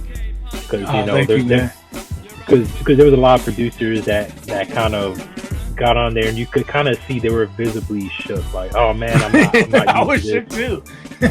But I guess my question is, like, obviously no producer is just gonna like blindly pick records, but as far as like the other part of that, was that your normal process for producing, like how you were listening and kind of finding kind of things, you know, hearing certain things like on that gospel record, you know, which you were like, yeah, it's probably not gonna be anything on here, but you found all the gems on there. Yeah, I mean, I think, it's funny. I didn't really want to do it because, I just didn't want to like fall on my face because it's easy to fall on your face on that show. I did like take them to a record store that was like around the street from my house. And I'm like, they don't really have bad records in here. So like, if I go to this wall, I'm not going all the way miss. That was probably the only thing I prepared for with it. But yeah, it's funny, man. Like, I was definitely a little nervous. I just once I came up with the first little sequence, I'm like, okay, yeah, I'm good now. I knew exactly what to do past then. But just finding that initial spark, that's the hardest part, making beats, right? I think like I have my process I'm gonna do with any sample, so it's just hearing something that piques my ear. It's weird. I do it all different ways though. Like today I was like playing chords and then I threw some samples over that. So it used to just be purely records. I think at this point it's a little of everything. And you know, obviously you feel better when you don't sample because you're like, oh, I made this shit out of my brain, you know. But it's still coming from that influence of this shit behind me, you know, like my ear is shaped from that so strong, you know. I know. So Vern couldn't be here, Kill. So I know Vern wanted to give you your flowers for Rock Cocaine Flow. I think all of us will give you your flowers for Rock Cocaine Flow. What? I was about to say. What? I know the story, but it would Trey help me. It would what's the word you always use? What's your lawyer word? It would beseech. Is that what? Behoove? But it would behoove me to not ask this question about Rock Cocaine Flow because it's my God. You know what I mean? It's one of those things where it's like there's so many questions about that. But right. Eddie, I guess Vern wanted to know how it came together. Right. How it came together. You know, just getting De La and then MF Doom on that joint, and for me, like, yo, Hold up for a second. Hold up. Time out. Because I feel like the song is so big. Like, do you feel like this is your choice? You know, it's so funny because it just depends on the demo and like the people, the age group. Because there's like younger people that don't even know that song, right? And they think this record, the My Life song I did this year, is that to some people. So like, I mean, I think for me it is because it was the first one I did that like really ranked off, you know, where I was like, I'm sorry, you know, people were seeking me out after I made calling a 20-second timeout. What's up, Trey? Trey's still calling a 20-second timeout. What's up, Coach? Jay, first of all, brother, I apologize. You did Rock Cocaine Flow. I'm looking at the person that actually did the track. Yes, sir. What? Look, let me tell you something, man. Let me tell you something. Let me tell you something. That shit is so like listen, man. I've listened to a lot of shit in my lifetime, man. A lot of shit. That shit right there. Look, I don't even know what to say. Like whoever involved, you and De La did something, and you know, God rest his soul. That shit is so incredible, man. Yo, thank you. That's all I got to say. Thank you, man. And here's the funny thing of why I love Jake's Twitter handle is I didn't know you made that beat. So I mean, I hear it every day at this point. So like that's why I made it. I think I'm gonna make some T-shirts or something. You got to, bro. But I'm sorry, Eddie. So how did the song come together? Yeah, and I mean the production wise, yo, like and I know it's different, but it kind of in a way is reminiscent of what the Roots kind of did with Step Into the Realm. Obviously, Step Into the Realm, it kind of faded off. But this one, how it kind of stutters, it's kind of like in sections, and I think that was crazy. I think it added this crazy flow to the song, and even how De La and MF Doom kind of switched up their flows on that part, insane. So how did the joint come together, Jake?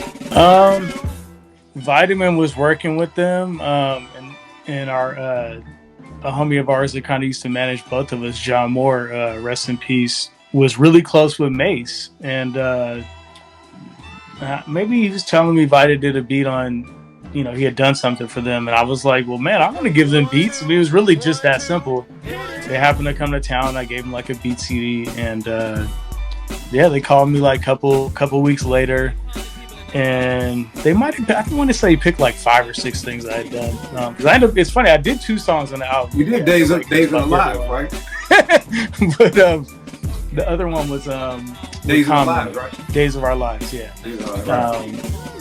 And when Pos played me the beat, I was like really surprised that they rapped on that one, because it's not the typical thing they would do.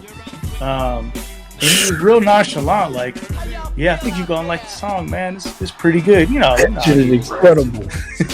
So I didn't hear it till everybody else heard it. Honestly, I sent the files away. They mixed it.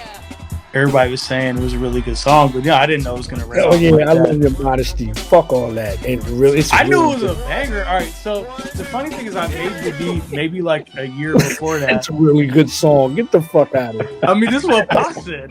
He was saying this is what other people were saying to him. Yeah. Like, okay. I was about that's what Pop said. I didn't know. Well, they need to be. Look, they need to be ashamed of themselves. It's a really good song. Fuck out of here. He was like, I think you don't like what we did on it. I think it was something like that. I made the beat, and when I made it, I'm thinking like it just sounded like a Busta Rhymes intro.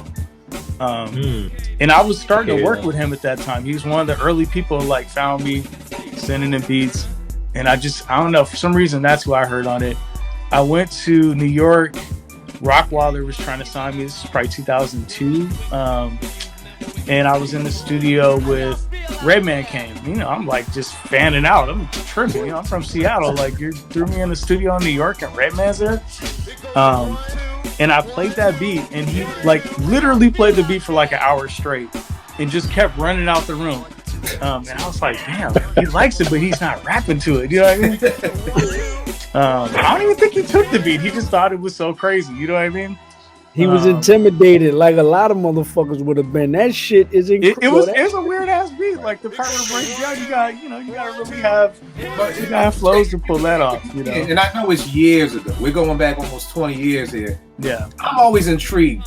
Were you high? Did you just have a kid? Like what was happening in your brain? I mean, the real simple explanation of it is I made the beat. Whatever the 4 bars, and this was like when like Dynasty and all that stuff was out. So like Kanye and Just would always start their songs like dun, dun, dun, dun, dun, dun, dun. They would do that, right? So I did that. That was kind of just going to be the intro like that, and I don't know what made me slow it down and speed it up, and then kind of use it as a turnaround. I'm not sure what made me do that, but I recorded it. You caught one, bro. Yeah, that was just like some lucky shit, like. It just worked.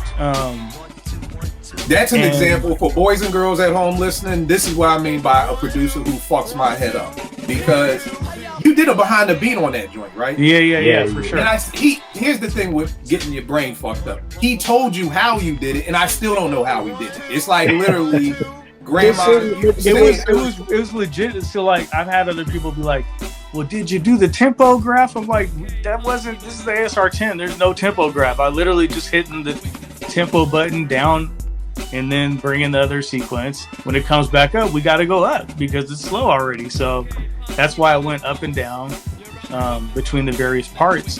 But the other funny part is like, when the version they had on the beat tape was definitely had to be different than the one that I sent tracked out, because it's not like I could do it the same way each time. So they kind of had to tailor their raps differently when they actually cut it in the studio. Now tell me this. Also, did you know MF Doom was going to be on the joint? I did not know that.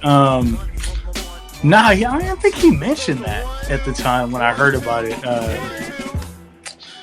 Yeah, and that was crazy because like he was someone I was a fan of. I ended up doing a lot of songs for him after that, and I never once had a conversation with him about that song. He didn't seem to care.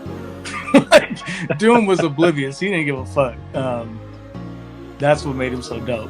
You know what's funny about that track, man? Like I'm saying, because I the first, I'm sorry, No, Trey. The reason why I'm freaking out is because the first time I heard the shit, like, because I did hand claps, like live hand claps on the song Church.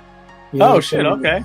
On the app, because I was in the studio with Rue and Daylight at the time, and you know, Rue was mixing the shit and all of that, and so they was playing all of the joints. They was playing, you know, Much More and all that other shit. So then when they played that shit, I said, who the fuck and how in the fuck? Because I'm listening to the album and it just stuck out like a sore fucking thumb. For sure. That's why it had to be the last song. It didn't sound like shit on there. Like I felt the flow of everything else was going on. And then here comes this shit out of left field. It fit, but it didn't. It was like, what the fuck is going on here? You know what I'm saying? So it's. So you heard it before me, honestly. Real shit. That's crazy. But like, you know, when Kill is talking and Ed's talking and you trying to explain it, it's just certain shit you can explain it, but the way it hits motherfuckers, you can't really explain. You know what I'm saying? It's like, I did this and I did that, but then niggas still can't comprehend. Like, I hear you, but the way I'm receiving it, it don't sound that simple. You know what I'm saying? Like, but it really was like, I did this and I did that, but shit, the way we got it, it was like, oh my God, what the fuck? Bro, you know you fucked somebody's head up when you showed them what you did, and I'm still sitting here like, I still don't know what you did. It's one of those things, you know, people who, everybody got a homeboy who got a job. You be like, what you do? And you explain, you be like, yeah, I still don't know what the fuck that nigga do. I have no idea. Like, I still don't know how you did that. My question off the Rock Cocaine Flow is that you have a song with Free that's very similar to Yeah, for sure. Now, did Free ask for that type of beat? Did you have that type of beat? I just made him do it. That was one of those. I was like, I want to do it weirder and different with the drum rolls. And I remember when we do it live, he would just be like, damn, this is hella work. Right. The funniest thing is the great thing I loved about that is like you did those two and that was it. You know what I mean? I mean, I could, and I would have people be like, no, but do the thing. I'm like, no, we're not doing that. I'm like, I'm not gonna do this on every beat I make. You know what I mean? Like, and I think that's huge because that's when you got this. That's when you get typecasted with the sound. Right. You know what I mean? And that's what I loved about it. Was like you did it twice, and it was like, okay, on to the next thing. Someone else would have said, I might have to bring it back this year. Maybe I'll do one this year. It's been long enough. Yeah, there you go. But I love the fact that you didn't do that because that's what gets you caught. Trey, who was the boy who did One Thing? Rich Harrison. Like I felt like Rich got stuck in that pocket. He could keep doing a million of those. I'll be happy with it. I love him. I bro, to me, in all honesty, I don't ever want to hear another A. Marie song if it's not produced by Rich Harrison. You know what I mean? Honestly, it almost felt like, and I think A. Marie kind of said that. And I've heard producers, MCs and singers say this, that a producer was giving away that sound. Like, oh, you did that sound of Beyonce, you did that for Tony Braxton, and now it's watered down when we try to do it. I think Fonte said he wrote the damn lyrics too. Like that's his sound. That's his songs. You can't say that. You know what I mean? Exactly. She was fortunate he threw her a couple lives. You know, like. I got a question for all the producers here. Crazy Fingers, like I see you on IG doing them joints, man, and I'll be like, yo, what the fuck is he doing over there? This nigga's a mad scientist over there. I told you, so I wanted to give you a shout out. This crib is like the lair or something over there. I see, but I got a question, and Amir, you probably can, you know what I'm saying? I don't know if you're doing this or not, but I find myself doing this. There's certain when you send an MC tracks, right? Whether you send an MC a track or whether an MC comes to you and say, y'all want to work with you, but an MC like me is probably more hands-on, I guess because of the time that I've spent in this game, more hands-on with how I want the outcome to be. So it could be a situation where I come to you, Crazy Fingers, or Jake, or Gadget, and I say, look, man, I want you to produce this joint, but I got an idea for a certain way that I want this sample cut. That same way I did with On the Edge, you know what I'm saying? Right. Like, how do you feel about, and I probably know the answer, but I'm not going to lead you to it, but how do you feel about MCs saying, hey, I want to work with you, or you want to work with an MC, and you have an idea for a track, and they have an idea for a track, and we want to kind of, help you out a little bit with regards to how the outcome is going to be? Jake, why don't you take that? And I want all of them. I want all of them. It just happened recently, and I didn't end up doing it because it just didn't make sense for me. But E40 is like one of my big homies, one of the first dudes to buy a beat from me, in the early 2000s, and I'll connect with him randomly, and he wanted me to like make a beat off this Chuck Mangione sample. I was just like, I just can't see this. Like, it's just not my style. But you're probably gonna make a good song over this, because if you're feeling that strong about it. But it just was, I couldn't really figure out listening to the record. I'm like, I don't know if this is like working for my style. Not that he was wrong. I mean, it didn't fit in with what I do, but it fits in with what he does. You know what I mean? I think he wanted me to like go somewhere where I'm probably not good at. Trying to think if a rapper ever gave me a sample, man. I don't think so. What about if you gave somebody a track and they wanted to say, I messed with it, crazy. But what about if we did not a complete makeover, but what if we took this portion right here and changed the pitch or something? You know what I mean? It's funny. I've had parts where like dudes would be like, I just want to rap on this part of the beat. No, sure, whatever. Let's do it. Okay, fine. Got you. Whatever moves, like it's supposed to be moving the artist. We're both supposed to be happy with this, Right. What about you, Crazy Fingers? Sometimes it depends. Sometimes I have had that happen one time, and I told him like, no, I'm not changing it. Just go with it, because this is what I hear you doing. I made it for you in mind, so just try it out. Now, if it don't work, then okay, we can try it your way. But at the end of the day, I'll try to meet him in the middle. It's not like hard this way. Pause. I mean, there are producers that are real like tyrants, like how they like to. Like for instance, like me and Jamil Honesty as an artist I'm working with, we were up in this album up. And we've had situations where it's like, yo, I want to try this way, and I'm like, nah, try it this way. And he would do it and it would work, but then he would come back. Then it would go the other way, and it's like, okay, I see what you're saying. Let's go with that way. And it's more cohesive that way. So you got to you can't be a tyrant, man. You just can't. That's my belief. Sometimes it works, sometimes it don't. What about you, Gage? I'm like Crazy Fingers. I think it should be 50-50. Like, it shouldn't feel corny to either party. You know what I mean? Right. Like it should be natural. Like once it feels corny, I don't want to be a part of it. What on both sides? Meaning, like if you have the beat and he's like, I'm not really, or if he has an idea and you like, I'm not, like on both sides, you're like, I've had MCs that I give them a beat and the lyrics is super cheesy, the hook is cheesy, and I'm like, nah, bro, this ain't it. This is supposed to be an introspective record. This not supposed to be, a Mr. Cheeks remix. Nah, bro. You know what I mean? Remix. Same question for you, Bill. Same question for you. I mean, for me, it's weird, and I was gonna give Jake his props for being able to do them rhythm roulette joints, because I can't. Like, the sample has to speak to me. Like, and it's weird. Like, I'll hear certain samples, and I'll put them over to the side. But it's like, if I'm in the mood to make this, I may not know what I want to make, but I know what I don't want to make. So I may come across some samples that's dope, and I'll put them over to the side. I'm just not in the mood for that right now. You know what I mean? This is what I want to make. I think two things have to come in hand. It has to be a good relationship with the MC. You know what I mean? Like, this just can't be somebody on Twitter who I don't know. Yo, let's work together. it would have to be like, I know you, Trey, or I know Amir, and it's kind of like, let's build together. But I'm also very honest on my weaknesses, and one of my weaknesses is I'm not a good, like, I guess, a session producer. Meaning, what does that mean? What do you mean? Like, kind of like what you said. You're gonna come in with the record, and you're gonna tell me what to do, because not that I can't operate the machine. It's weird. Like, I got a weird process where it's like it really has to speak to me. So it's hard for me to just be that engineer in the studio. You rent studio time. You come in with your records. Even though I could just loop it and do those things, like I don't enjoy that. If that makes sense. It's almost just like a chef who wants to make something specific, and you're like, no, just keep making mac and cheese. It's like, well, no, I want to make it.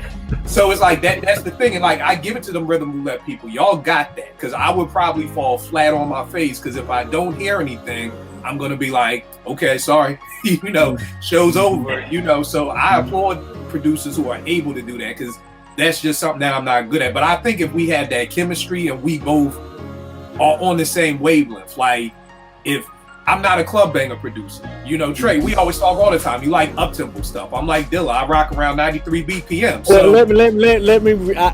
Yes. Okay. I'm versatile. Let's say that. Okay, but go ahead. So when people say things like, and I know I catch out for it all the time, I don't give a fuck. I feel like the majority of the time, Black Thought don't rap about shit. He's a rapid fire spitter. He's not a very good storyteller. These are just facts, everybody. We still have a Black Thought. We still have a Black Thought Challenge that's been out there for 5-6 years. Eddie came close. Came the closest. But at the end of the day, that's cool. That's just not his thing. You know what I mean? And to me, like, Trey, when you're like, well, Killer, I ain't feel them beats you said they ain't fast enough, I'm not offended by that, because I'm like, yo, they aren't. You know what I mean? Like, I know what you like, and I never said that. Right. I know what you're saying, but I'm just saying that if you were to say that, I'm not offended, because that's a fact. I don't make up-tempo club bangers. That's just not my thing. I commend producers who are able to be chameleons and kind of do a little bit of everything. But again, it's like with basketball, you ain't gonna throw no alley-oop to Steph, right?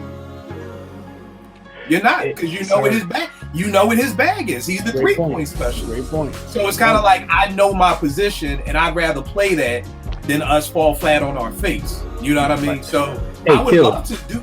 Huh? Oh, I was gonna bounce off because for all the producers in the panel, you got me thinking of something. Like, you talk about the Rich Harrison thing. Like, how would all y'all feel? Like, because I feel like with Kanye, you remember when he had Talib Kweli's Get By, and then Dilated had that joint that sounded like Get By Part 2. Like, how would y'all feel if an artist came out and be like, nah, give me another one of that, give me another Rock Cocaine, or give me another The Truth, or give me another whatever joint is the most popping joint. Like, how do you approach that?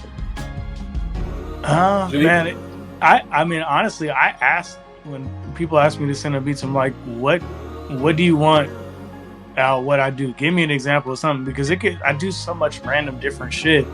I have to like get an idea where they're even coming from with it.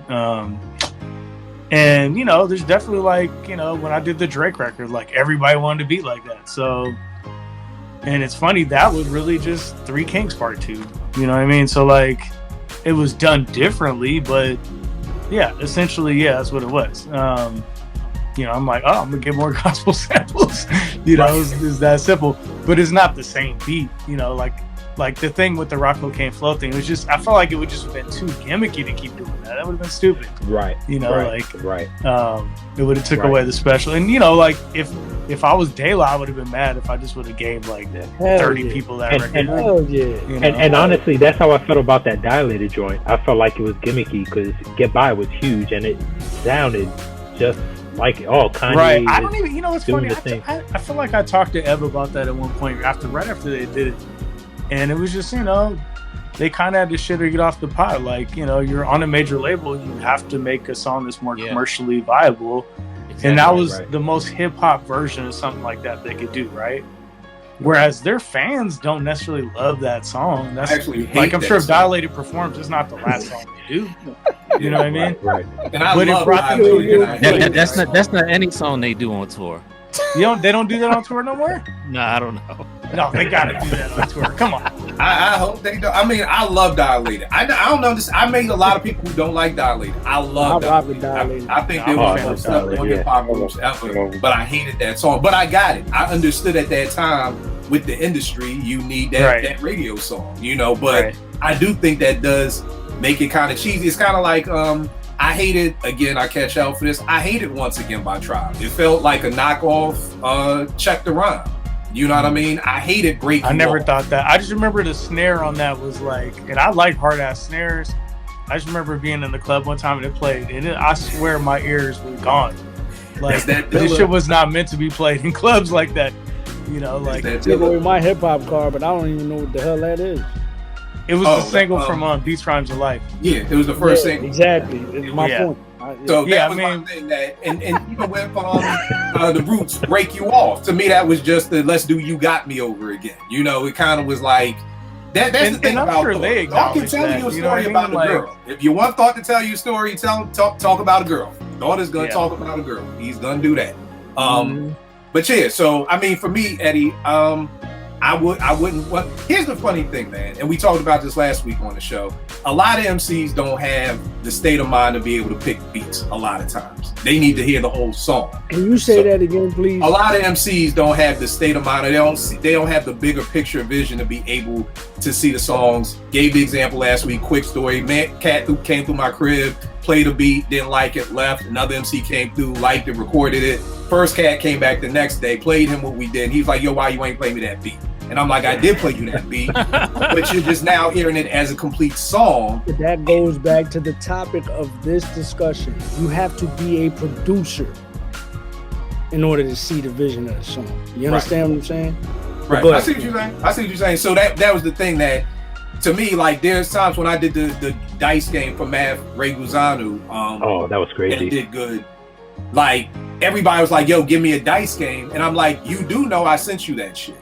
Like it's literally on my through the wire. I like doing that to people. It's on my through the wire beat tape, and I would always send MCs. I'm like, yo, I got 2 beat tapes. I mix my beats in with the wire.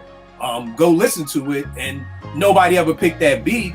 But then after you hear the complete song and you hear what Math did to it, then it's like, well, give me a dice game, and I'm literally like, I kind of already did it, and you didn't want it. You didn't know how to produce the track. Right, so a lot, and this is why I started doing the MCs, because they're like, "Yo, Kill, give me a Benny TT3 beat," and I'm like, "Are you gonna give me Benny type lyrics? Like, are you gonna come with Benny bars? Like, that's the thing. You want me to go do Derringer? You want me to go do Jake Warner? You gonna come with the Benny and the Conway bars on the same level?" So, like, MCs love saying, "Give me this beat, give me this beat."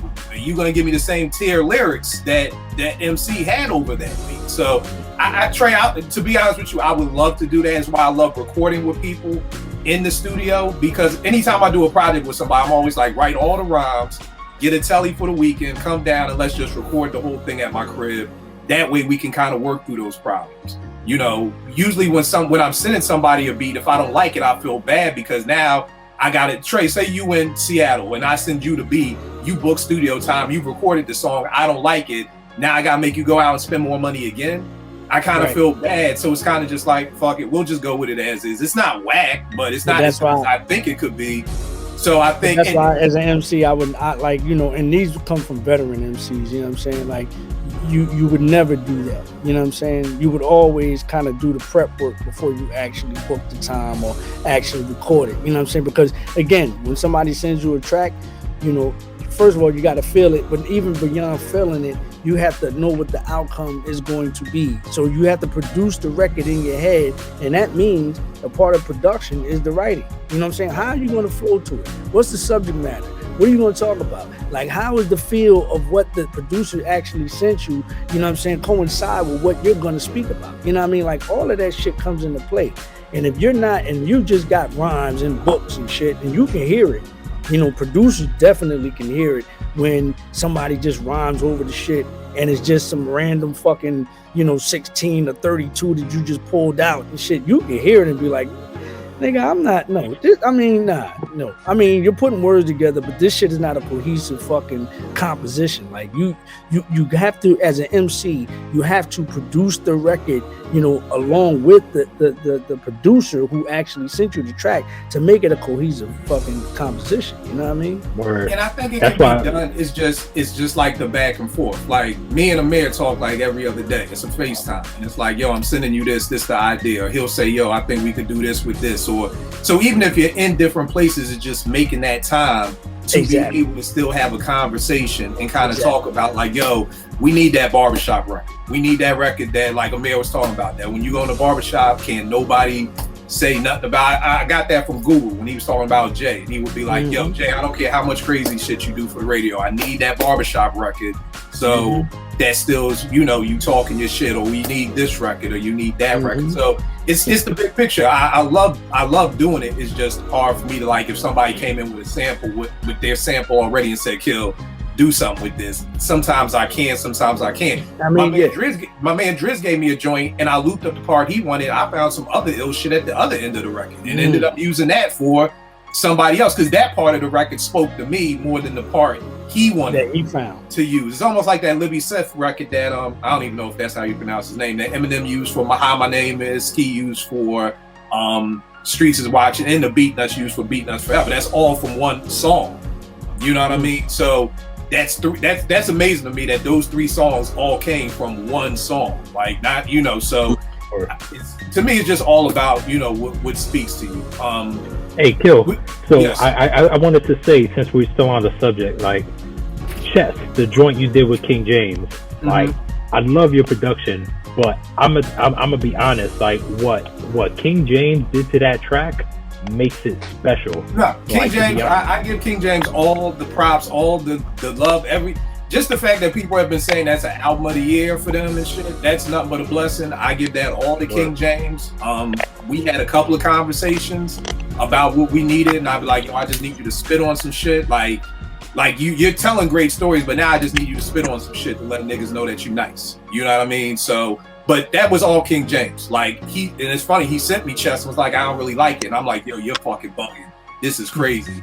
Let's use it. You know what I mean? So it goes back and forth. You know what I mean? And I think it does have to come down to that relationship. So that's why for me, I'm always, an MC reached out last night for beats. My first question is, yo, where you from? Tell me about yourself. Like, you married? You got kids? Like, what else can we vibe out to besides just beats?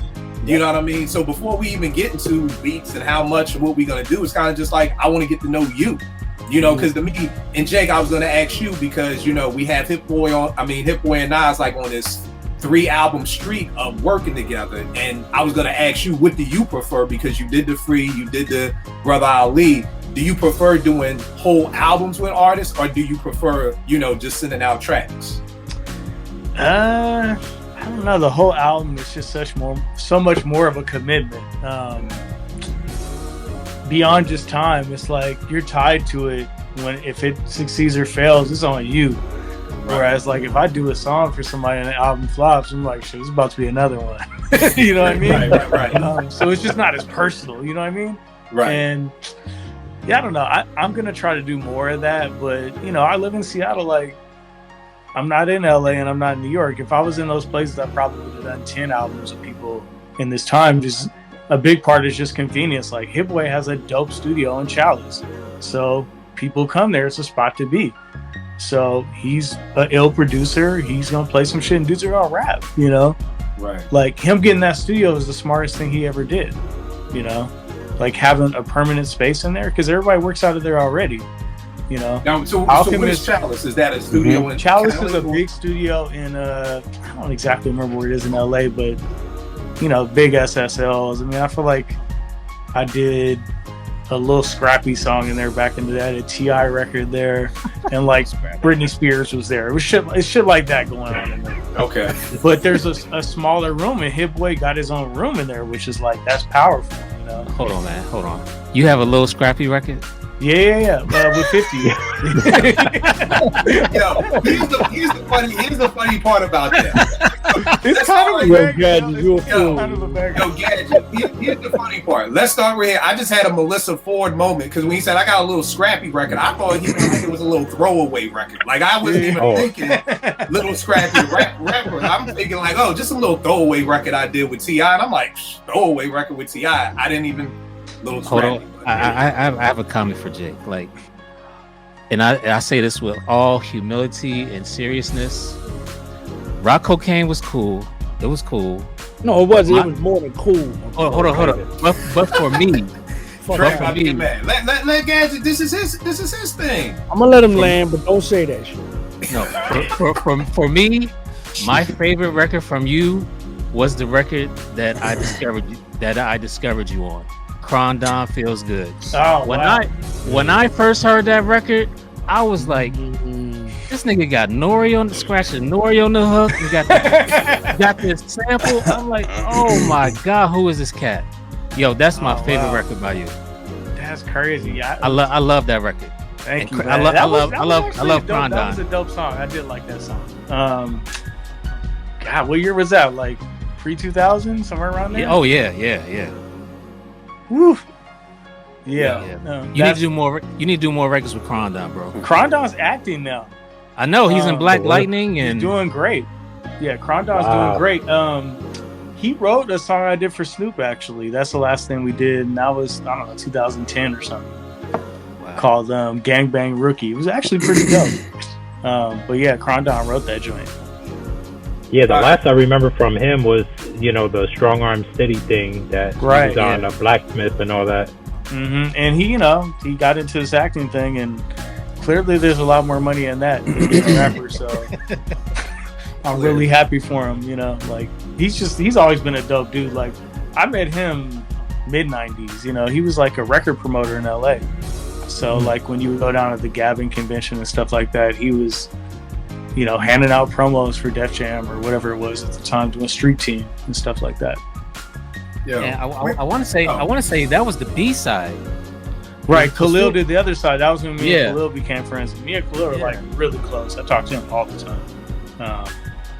Because we kind of had the same career. Like we both started doing like real backpacky stuff. We both got on the G Unit album at the first time, and then we kind of just ended up doing a lot of the similar stuff. 50. We actually did Wale Matrimony together, so that was like a hit song. We did that together. Which is actually a top 5 Jake 1B, and nobody, anytime I say that, yeah, I mean it's not like the traditional one I would do, but yeah, that was the first song I had on the radio. That song to me is incredible. Like I love that song. I just hate the fact on the album we got that Jerry. All the extra shit on there. I just want to hit play and hear that. Right. But here's the thing that I want to give you love for that nobody. Go listen to Feels Good. When we get off this podcast. Here you go. Tuxedo. Right. That's what I actually love with you and Mayor Hardcore. Thank you. How did that come together? You got 3 albums. Yeah. My young about it. He didn't even know. Tuxedo happened because I learned how to play a little bit. Just got like some generic musical theory, probably like in 2006. I was taking lessons from this dude who ended up playing on a lot of stuff for me, G Coop, who also ended up producing It's a Vibe and Bad and Bougie. He ended up doing all that. He played all over White Band Music, the Freeway album, all these things.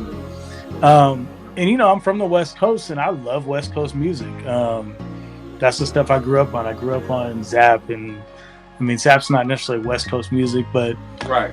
The Whispers, all that stuff was the first music I remember being a kid.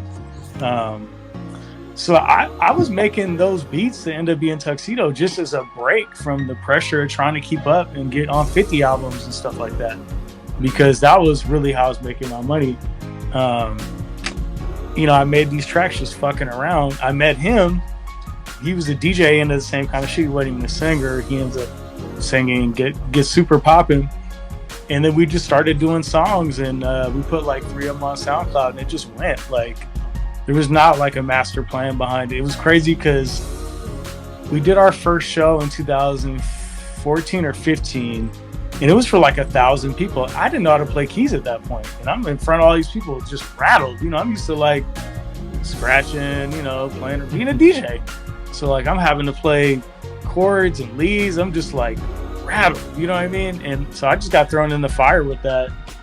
And yeah, we really run around the world with that shit. Yeah, and there's people that only know me for that. So it's like, it's weird that like some of our fans don't even know I do hip hop, you know? Right. So everybody watching, please, Tuxedo. I love the first one. The other two, all three are dope. My favorite is the first one. So everybody go check that out. Snare Jordans, where can they cop the Snare Jordan drum kits at? SnareJordan.com, man. I mean, just a lot of records use my sounds. It's out there. And I love it, especially there's some that I actually think are good. There's some that I don't like. And I'll be like, oh, that's my snare.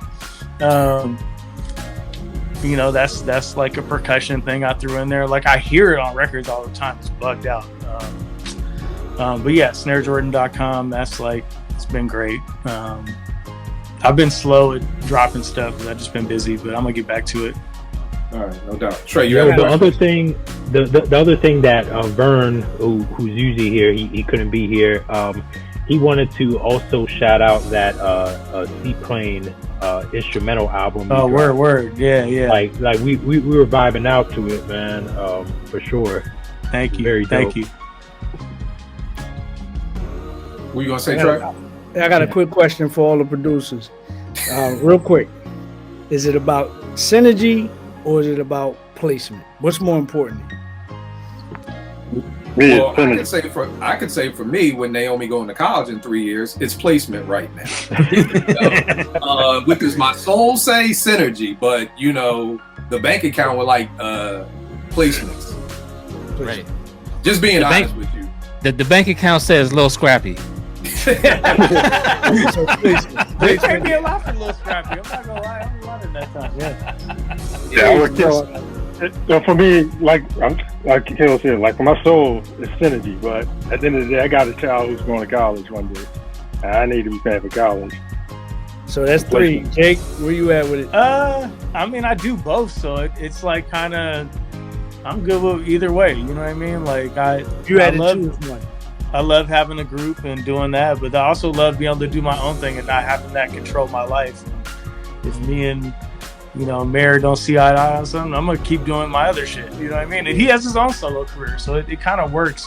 When you're interdependent like that, it is really hard to survive, because you just get irritated with each other with the dumbest shit. Even as producer groups or whatever else.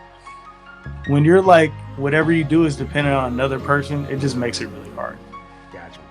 It always feels bad, like when I think about like John Bon Jovi, who probably doesn't want to tour anymore, but you have your brothers. The other homies are like, you need the other band members are like, hey, bro, your niece is going to college. Come on, you need another tour. Like, let's go. And you like, oh God, John owned football leagues and different things. It's like, man, I just want to sit home and chill, but people's need me out here in these streets, so let's do one more world tour, that just turns into 3 more. But yeah, so I could definitely feel that. Man, what's the synergy with you and Pete, man? Pete sends you a beat. How do y'all work through that?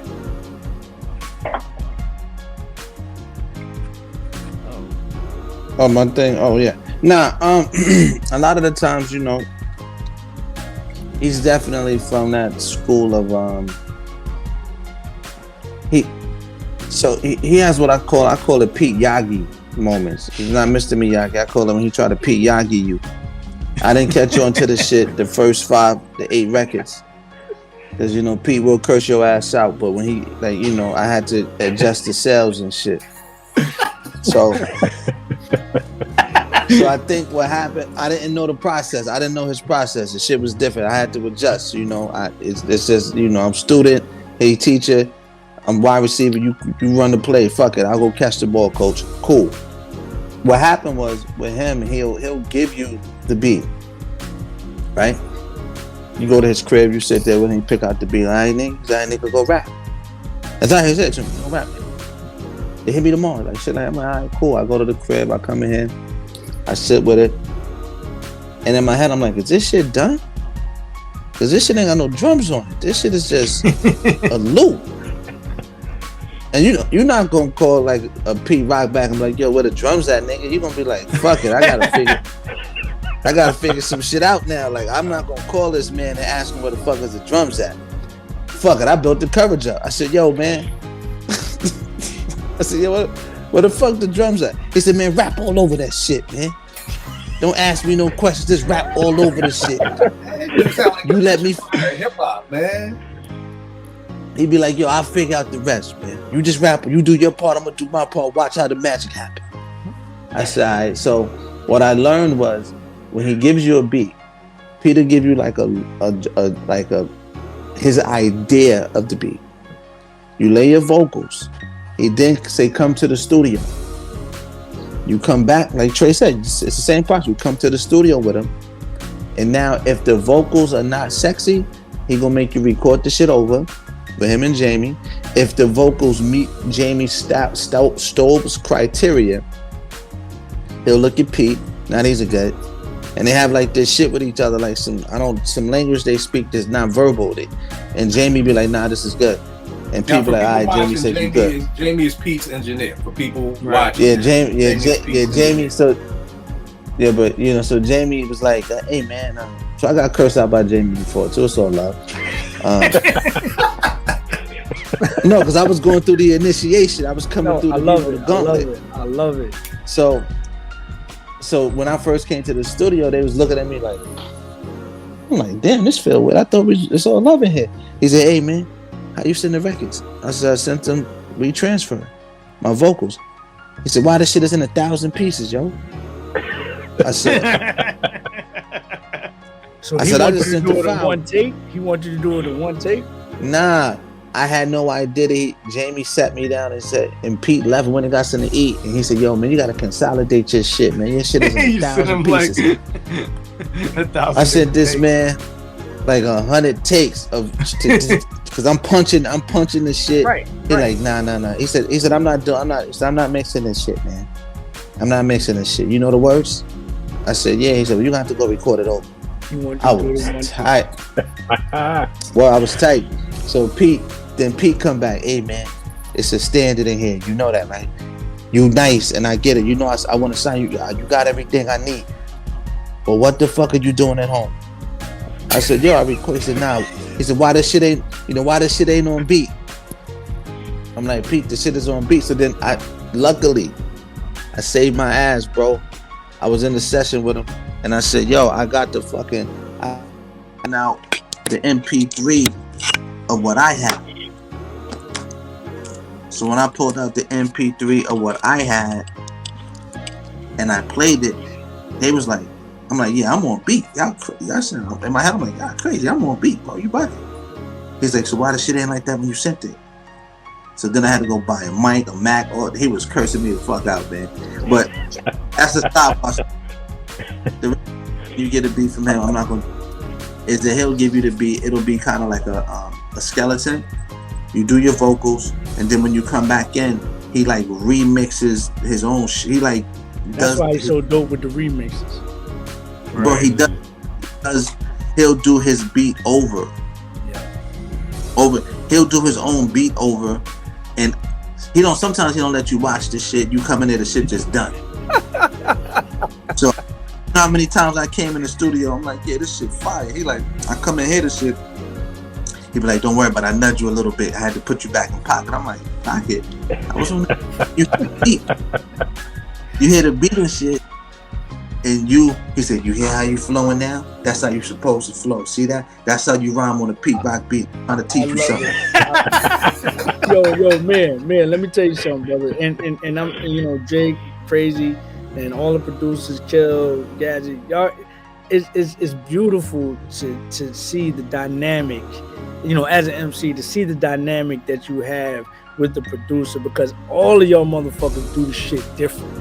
The shit is crazy. Like, I'm just listening to that whole process, and I'm like, it's different from what I, am accustomed to, but I love it, because that's something that you have to, with each producer that you deal with, you have to, kind of, meet that person at where they are and what they do, and kind of build that synergy around that. But that's a beautiful story, man. That's a beautiful story. I feel like when you were, like, say if you were a Jake, a Kill, Crazy Fingers, Gadget, when you record, he mentioned Scram, right? And guys from like around my part of town. The funny thing about it, bro, well, as an MC with no credentials as of yet. And even if you do have them, leaving your ego at the door is the first ingredient to a recipe you want to have any longevity and growth. Because I look any of you guys in the face and act like I sold more records than any of you or have that experience, but it doesn't mean that I don't bring something to the table. Right. I have to know if this is my first year in the NFL, I'm not gonna tell y'all how to play. I'm sitting back, I'm in the gym, y'all not watching. I'm doing the extra laps. I'm gonna do the other steps that I gotta do to strengthen my legs and my body. So when it's wartime, I gotta cross Jordan over. I gotta be ready to cross him over. If he gonna get me, I'm gonna get him. But it's all in love, what I call healthy competition. You gotta love the process. You gotta love the process. I sit there and I chuckle at it. I'm like, all right. And I can see he'll hit me sometimes like, yo, you mad? I'm like, nah. Gotta love the process. Oh, I gotta try some of these Pete Rock tactics. Yo, Pete Rock calling your phone like, yo, in face, he don't, and if I don't pick up the face, he'll get tight. He's like, yo, what you doing, bro? As I was driving, he like, you mad? Like, nah. Yo, man, you know who the dot is the to me is the quintessential, you know, like he didn't give a damn who was in there with him, whether it be Big, Jay, all the top Nas, he didn't care. He was going to produce you.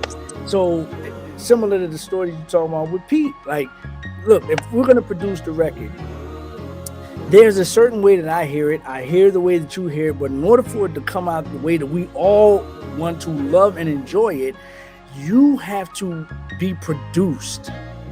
This is what this panel is all about. You have to be produced. You could be the nicest motherfucker in the world, but you gotta be open to being produced. And that's what the bottom line to this whole conversation is. You're 100% right, Trey. You know what I'm saying? You're 100% right. And leave the ego at the door if you're the rookie.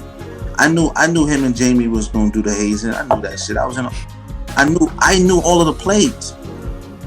I saw the shit, you know what I'm saying?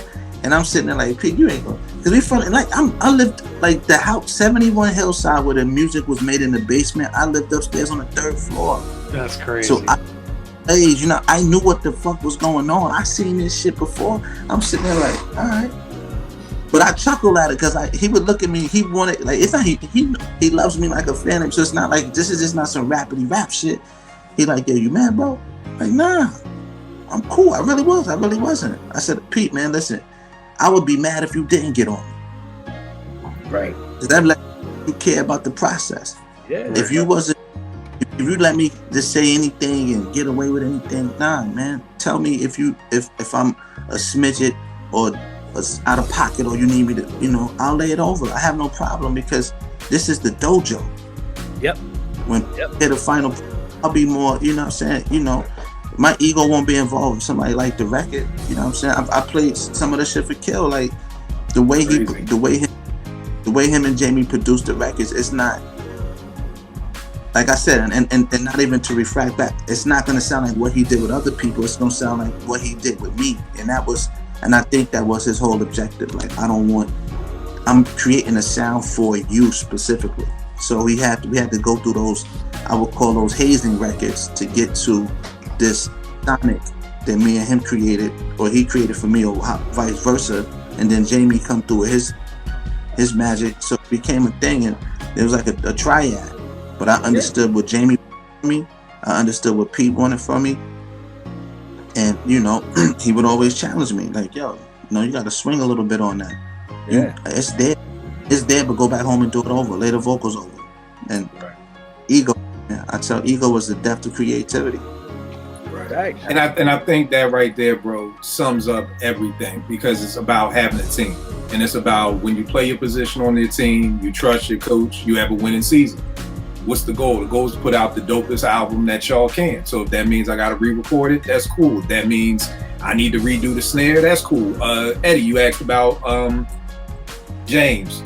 There was a beat I sent him out, like, nah, bro, don't do that. I don't like that snare I use. Give me another minute. I need to find another snare for that. You know what I mean? So just certain things to put everything in pocket. I know I kidnapped everybody for a long time tonight. Jake, let them know where they could get it. I mean, it's so much to talk about. Jake, I guess talk about this past year. I mean, the J. Cole My Life joint was a huge record. It's actually my favorite joint off of the J. Cole album. So just talk a little bit about that, the Russ album, just everything that you're doing.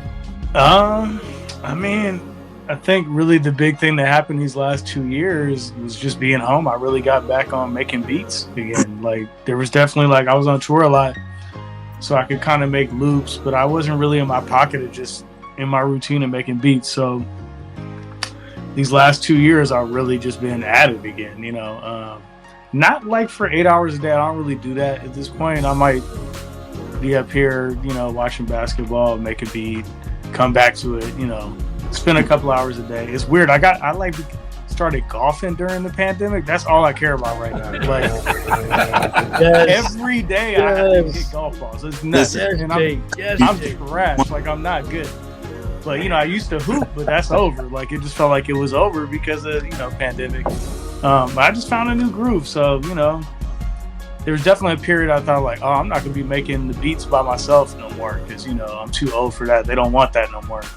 And it kind of came back this year, so I got more of that coming.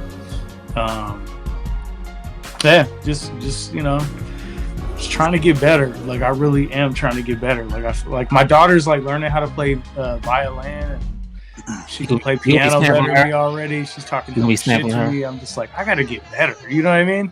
Right. Yeah. Hey, I just had one last question for Jake before we vacate. What was the song that made you quit your 9 to 5? Ooh, so that was 2006. I don't know if it was a song. I just had saved up enough money where I was I'm not gonna have to go right back. But the first big one that came out that made me be oh yeah, I did the right thing was I did a song called I Don't Know Officer with Prodigy, 50. Mace was on that. It was for the soundtrack to 50 movie. Yeah, and it was a big record. So that just let me know I'm doing the right thing. And then I ended up doing a slew of stuff after that. But it wasn't a particular song. Definitely when Rock Cocaine Flow came out. I did the John Cena theme song was another one I did around that time. That's crazy. And you were still working? Oh yeah. For all. Oh, but you know what? This was pre-social media, so nobody knew what you looked like. Yeah. I was in the Scratch magazine, and they mentioned that I had a job, and people were calling my job. I worked at the courthouse, a government clerk, getting people out of divorces and shit like that. And people were blowing the phone up to call me yo, I got a job too. How do I get out of this? I'm I'm working. How am I gonna tell you that? I love it, man. I love it. I love to hear shit like that, man. But yeah, I mean, Busted would call me. I would be on my sidekick. Wow. Go to the side. There's literally customers in line. That's real life shit. I love it. Yeah. So I was scared to quit, man. You can't trust this shit. Definitely at that stage, you really couldn't trust it. It was so crazy in the streets. Now at that time, I was a little dirty motherfucker with Dickies on and a big fitted hood. This record got a lot of motherfuckers beat up. I remember I was in some real uncouth spots. Uncouth. Came on. This definitely the first wave of Dickies in New York City. This was the Dickie. Yeah, this was that summer. This was the kitchen T-shirts came out. Gadget was out here. Somebody in here gotta be from the. Yo, listen, this record was that summer. I played. I'm this was that. This was that.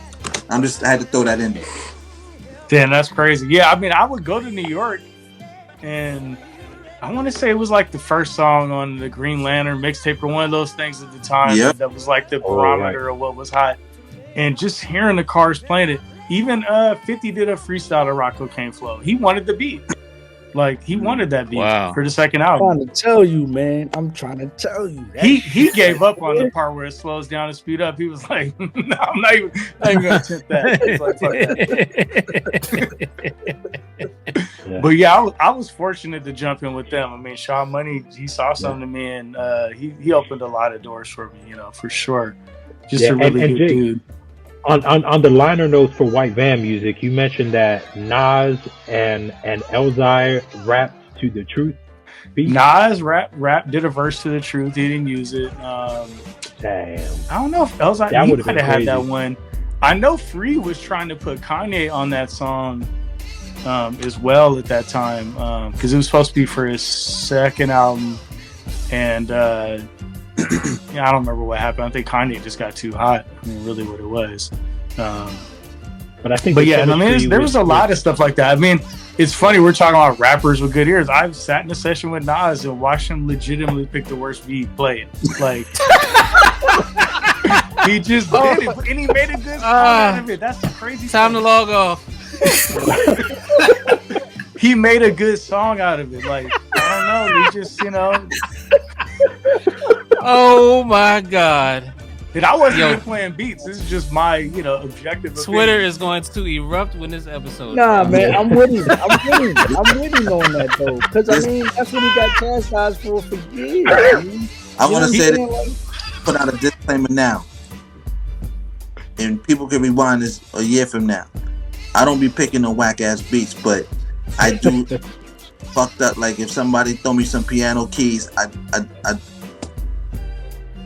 What? you just automatically. Everybody got that come on? soft spot. Yo, trust so me, stuff. man. If I make a beat with a piano, it's going straight to a minute. And 9 times out of 10, in 24 hours, it's coming right back to me. Vocals done, everything. Damn.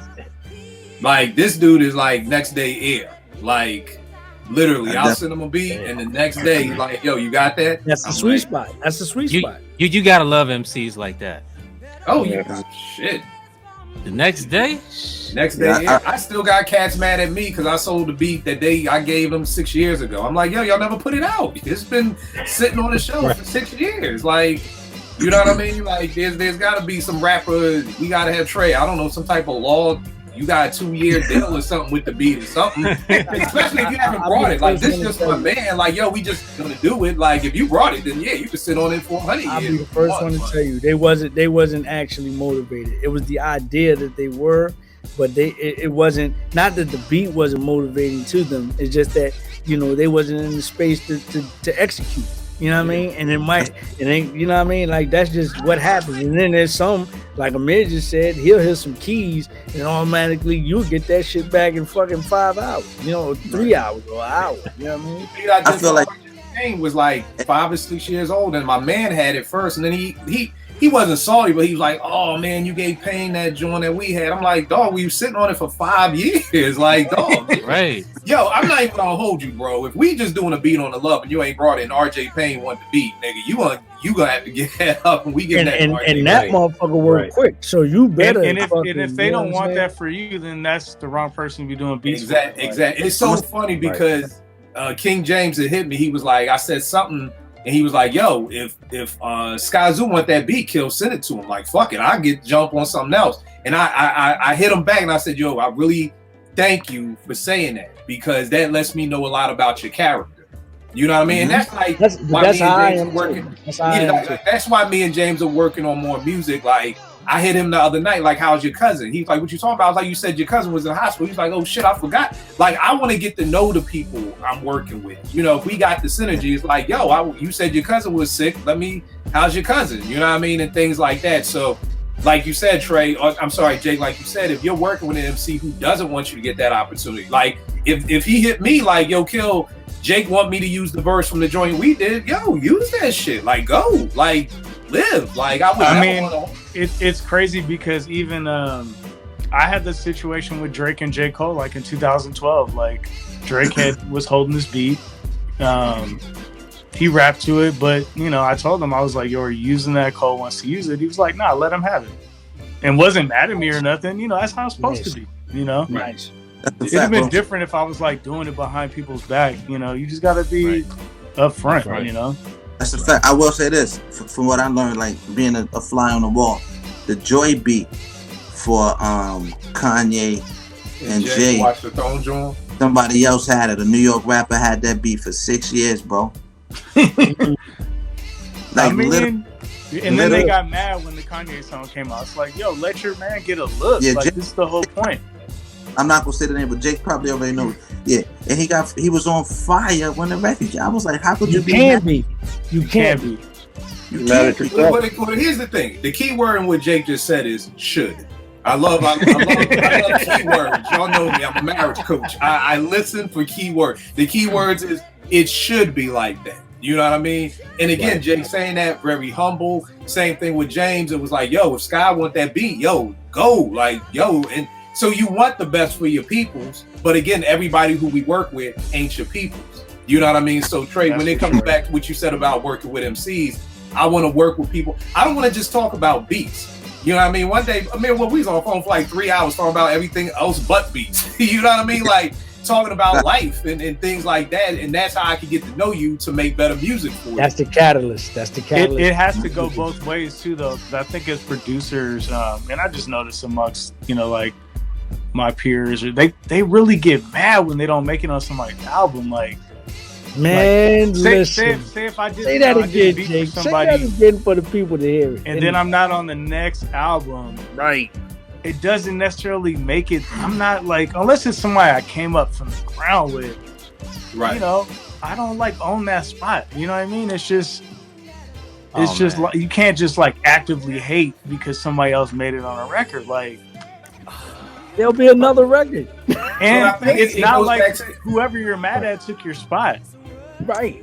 I mean, I think it goes back to humility of it because some people feel like they deserved it. You know what I mean? Right. If somebody feels like I gave you the dopest song on your last album, then keyword here it is, I should be guaranteed a spot on your next album. And you're just not gonna win them all. You know what I mean? Like this is just the nature of it. Like I was on Cole's second album, the third album I had songs, he didn't use them. I wasn't like salty at him, like, man, what the fuck is wrong with him? Like, yeah, I wanted to be on it. But then, we get this one. So like here's the harsh reality about this game. You're not promised tomorrow on anything. Ever. This podcast is going to do numbers. I already know. I already know. But the key thing is I think, and it keeps going back to what I'll say about humility and sometimes seeing a bigger picture. That to me, again, I just feel like when the music's supposed to come out, it's going to come out the way it's supposed to come out. So maybe if Cole takes something else, he doesn't take this My Life joint. You know what I mean? Right. That's real. This is up for a Grammy, right? This album, right? Yeah. Right. So again, I've learned to just sit back and just like, look, the MOP situation taught me like, yo, I was talking to Lays the manager. They was like, Kill, this shit worked out better for you going this route than if it said produced by Kill. Then when it dropped, you're getting more pub for being Jack than if you would have got that. And that just kind of showed me from this point on, I just kind of roll with whatever comes because to me, it's my thought process. There aren't any coincidences. You know what I mean? Things happen. I get cool with Trey. I get a beat to JR Payne. Trey's like, yo, I'm doing lawyer stuff for JR Payne. RJ Payne. So how everybody connects, I don't believe in coincidences. I believe everybody connects for a reason and things like that. But if you don't look at it if you don't look at life like that, then you feel like you deserve things. When I see other people blow up, my thing is I don't want your blessings. I want my blessings. You know what I mean? I'll never want to take what God got for you. You know what I mean? So that's my thing. Even a little spat, when me and Torre was going back and forth, or even me and Hit Boy for a while, people was like, yo, Kill, you sure you want to be talking like this? I'm like, bro, Hit Boy can't stop the blessings that's for me. Torre, nobody can stop the blessings that are coming from me. And I'm not saying no ill shit to nobody. I'm not being disrespectful, but just because you're a rapper, I'm not gonna not say what I feel because of in fear of, oh, you're gonna knock me down and you're gonna do X, Y, and Z. Like I said, I'm good. If I don't make a beat, Nate's still going to college, Bill's still getting paid, 401k still being taken care of. If I do make a beat, so again, I think it's also that place of when I'm not betting on a beat to save my life. There are a lot of producers out there who need that placement. It's like, shit, if I don't get this placement, fuck, how am I going to pay my rent? How am I going to do this? how am I going to do that? So, you know, I feel how different people can feel different ways, but for me, it's just like, yo, what God got for you is for you. So, you know, Right. that's how I always look at it. So, Trey, tell them all about Glory. What are you writing right now? Because the thing is I've been playing Glory so long, I'm forgetting this. We're going on 3 years, and I still love it, but I'm just like, I'm now starting to inch for like, is there a new album coming? Great question. I'll be totally honest with you. And Amir and Kel, we had a conversation about a month ago, 2 months ago. Yeah. I'm really looking for some inspiration, man. So can y'all get the joint that we talked about on the offline over to me real quick? I wrote a verse for my man Nizza. He has a project coming out with OJs. Shout out to OJs. They got a fantabulous motherfucking project coming out on 2/2/22. You know what I'm saying? Mhm.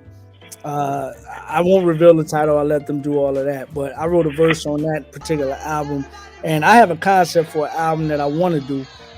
But you know, as we were talking, you know what I'm saying, it's really about just being in the right headspace to execute it the right way, the way that I want to do it. I'm just not just gonna rap just to rap. You know what I'm saying? I'm a spit to say something, and I'm gonna make sure that it's all cohesive and all that. That's just where I am in the stage that I'm in my life. Like, you know, I don't have anything to prove to anybody. It's just I do it because I love to do it. And when the spirit hits me and I get the right production and everything comes together, then that's when we're gonna do. I hope it's in 2022. But So, you know, if God is leading me in another direction, then that's what it is. You know what I'm saying? So in other words, when Jake's in that beat over, listen. You know, I got a newfound respect for this man over here, man. Like I like the way, because we were talking about, you know, the whole conversation about I want to get to know who you are, what type of vibe it is. That's always been the shit I've been on. You know what I'm saying? It ain't just about send me the tracks. I've never operated like that. It gotta be. That's why I asked the question about synergy versus placement. You know what I'm saying? It's gotta be a synergy for me in order for me to spit. You know what I mean? If the synergy's not there, I don't even waste my time. Cause like what you said, Kill, I'm good regardless. My kid, as long as my kids are here and my wife, and I'm doing the shit that you know what I mean? I'm collecting books right now. I want to get into the book club shit. You know what I'm saying? I'm reading more. I'm learning different shit right now. I'm in a whole nother fucking realm. But if somebody comes along that we vibe with on a production tip, and I already got an idea where I want to go with this project, the next joint that I want to do, then shit. If Jake's in that joint over, let's rock out. Crazy, send it over. Let's rock. Gadget, Kill. Let's rock out. Go back to Amir and Kill. Let's get back to that shit that you was talking about. The idea that y'all hit me up on. I'm ready for that because I definitely need some inspiration. Because to be honest, I'm not. I gotta be inspired, and I'm not really inspired right now. It's a lot of good projects out there, but I'm not inspired. You know what I'm saying? Where can they cop everything at though? TracyLeeMusic.com, TracyLeeMusic.com. That's where the music, that's where the merch is. You can go on all streaming platforms to get Glory. You can go there to get Expect the Unexpected, Buttersoft, but the main source is TracyLeeMusic.com. And if you want the exclusive on any music that I'm coming out with, you want to go to Left TV, LLEFT TV at, you know, as far as what's YouTube. Left TV, left spelled with 2 L's, left LLEFT TV on YouTube. And please, brother, shout out your wife's book. The new Hip Hop Don't Stop. See, when we start talking about other energies, put in other spaces, Hip Hop Don't Stop. Author is Lori Nelson Lee. That's my wife. I'm super duper proud of her for the work that she's put on that joint right there. I mean, it's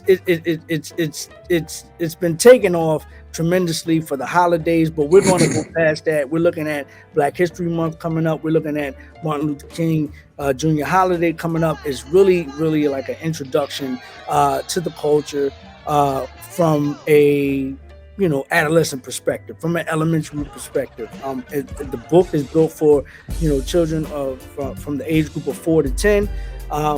Again, great introductory illustrations done by a tremendous illustrator down in Haiti.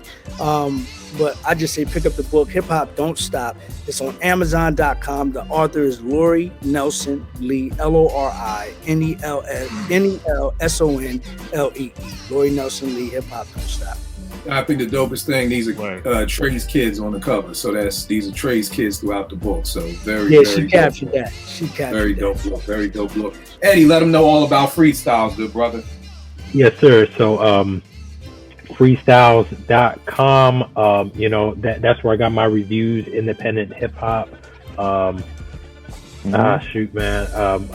My brain ain't working right now, but I just did one, man. Take your time, bro. Take your time. Yo, man. I just had a few artists actually hit me up. A few artists that I've already reviewed. Hit me up. They got new projects dropping, so I will be busy with the reviews. Early this year, which I'm really excited about. Like some really really dope MCs. So like Tracy talking about inspiration. Like I feel like these young independent artists, like I'm getting inspiration from them. Like even when the mainstream don't give you that feeling, like I feel like I could get it from them. So I'm really excited about that. You catch me on Twitter at EddieD80 and on Instagram at Freestyles. All right, no doubt. Gadget, tell them all about Scratch Mag, everything you're doing, where they can get at you, Dirty Av clothing, everything. ScratchMagazineTV.com. You'll see all the beat making videos. I might even have some Jake One YouTube videos up on there. Dirty Avenue clothing. You can still get the Bad Santa is still available. DirtyAvenueClothing.com. That's about it. I started back producing again, so let's go, Gadget. Let's go. Yeah. So I put the word out on Twitter, and I got some emails, and I sent some beats off. So there you go, good brother. There you go.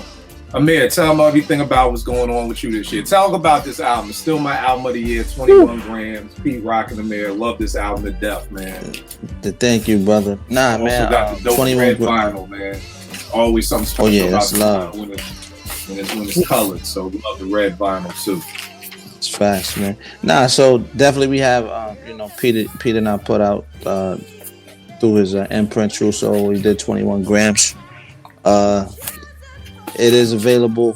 I think like I said, we had a limited reach because we had to put it on SoundCloud and Audio Mac through the sampling and stuff. So, but we have that, and we also have. I have actually a new video called Bull Rap that we kind of loaded now. It's done. We just pushing it around. I may send it to scratch.com if they post it. Anybody, their outlet. So I'm just pushing that. We're about to probably release that this week. And then we have Dope Boy Soul, the album that we completed. 13 tracks, 15 total with the skits. Definitely, I think for sure an album that was carefully crafted. My first joint. So that first joint, how it feel. You pour so much of what happened prior to, and people get a feel for you. So I'm definitely proud and happy about it. It was damn near a spiritual experience, kind of like getting to that album, but not. It's definitely balanced. It's a balanced project for sure, man. And we got Peace Instrumentals coming, and just look out for more stuff from True Soul, man. We just here, we working. I got stuff with Kill and a lot of loose records too. I'm open. I definitely have the green light to work with other producers. So if anybody, want to reach out, I've been working with Kill and a few other guys too. So I'm here and I appreciate it. Right, and I can be reached at AMXXR on IG or 25th Hour Man on Twitter. So check me out. Right. Jake, where can they get at you, good brother? Jake, I think it's Jake Uno on everything. Instagram, Twitter. I'm not really. Somebody's humble when they don't even know their own Twitter handle. That I think it's Jake Uno, right? Yeah, it's Jake Uno. Yeah. No, but yeah, I'm not. It's funny. I'm not usually like gotta get my follower count up. Right. No, I feel like it comes whenever I do something cool, and more people figure out about it. And follow him on YouTube too, man. I was at a Yeah, show my once YouTube channel has actually been doing pretty good. Like, I break down a lot of the beats I've been doing. People really love those. So I really do that for the fans because it's a pain in the ass to do it. But yeah. Yeah, no, that was dope about that because I was at a show once in DC and I swear every artist made you follow them on Instagram before they would even start their show. Like it literally was like, yo, take out your You bullshit. No, there was a Butcher show in DC and I swear there was 19 opening acts. Like 19, I'm not even lying. And everybody be like, yo, take out your phone right now and follow me on IG. So yo, I hate this game, man. You know, the game is just it was like I'm kidnapping. It was like until y'all take out your phones, I'm not performing. It's like, oh God, I just want to see that. That's all I want to see. Not these 17 acts. So dope. Crazy Fingers, where can they get at you? Talk about all the sound modules and everything that you're doing now in your building. Where can they cop those things at? So you can follow me on every platform at Real Crazy Fingers. Later today, some of my sounds on Ski Beats, Smoke Pack Volume 2. It's coming today. You can find all of my sounds at 412alum.com and for music and merch, kfbeats.com. And I also just started my YouTube channel back up too, so I'm going through my beats also. Thanks. All right, dope. And you already know this with me, Kill889 on Twitter, IG. Got the first 48 with King James. Had the Willmatic album that me and Vegas did, all about Vegas's cousin, Ill Will, that Nas always talks about. It's an EP. Everything is about Ill Will. With my man Echo season 7. Echo was the name, season 7. So all that stuff is out there. All that stuff is at my website. We'll make beats for food. I will check y'all out next week, good brothers.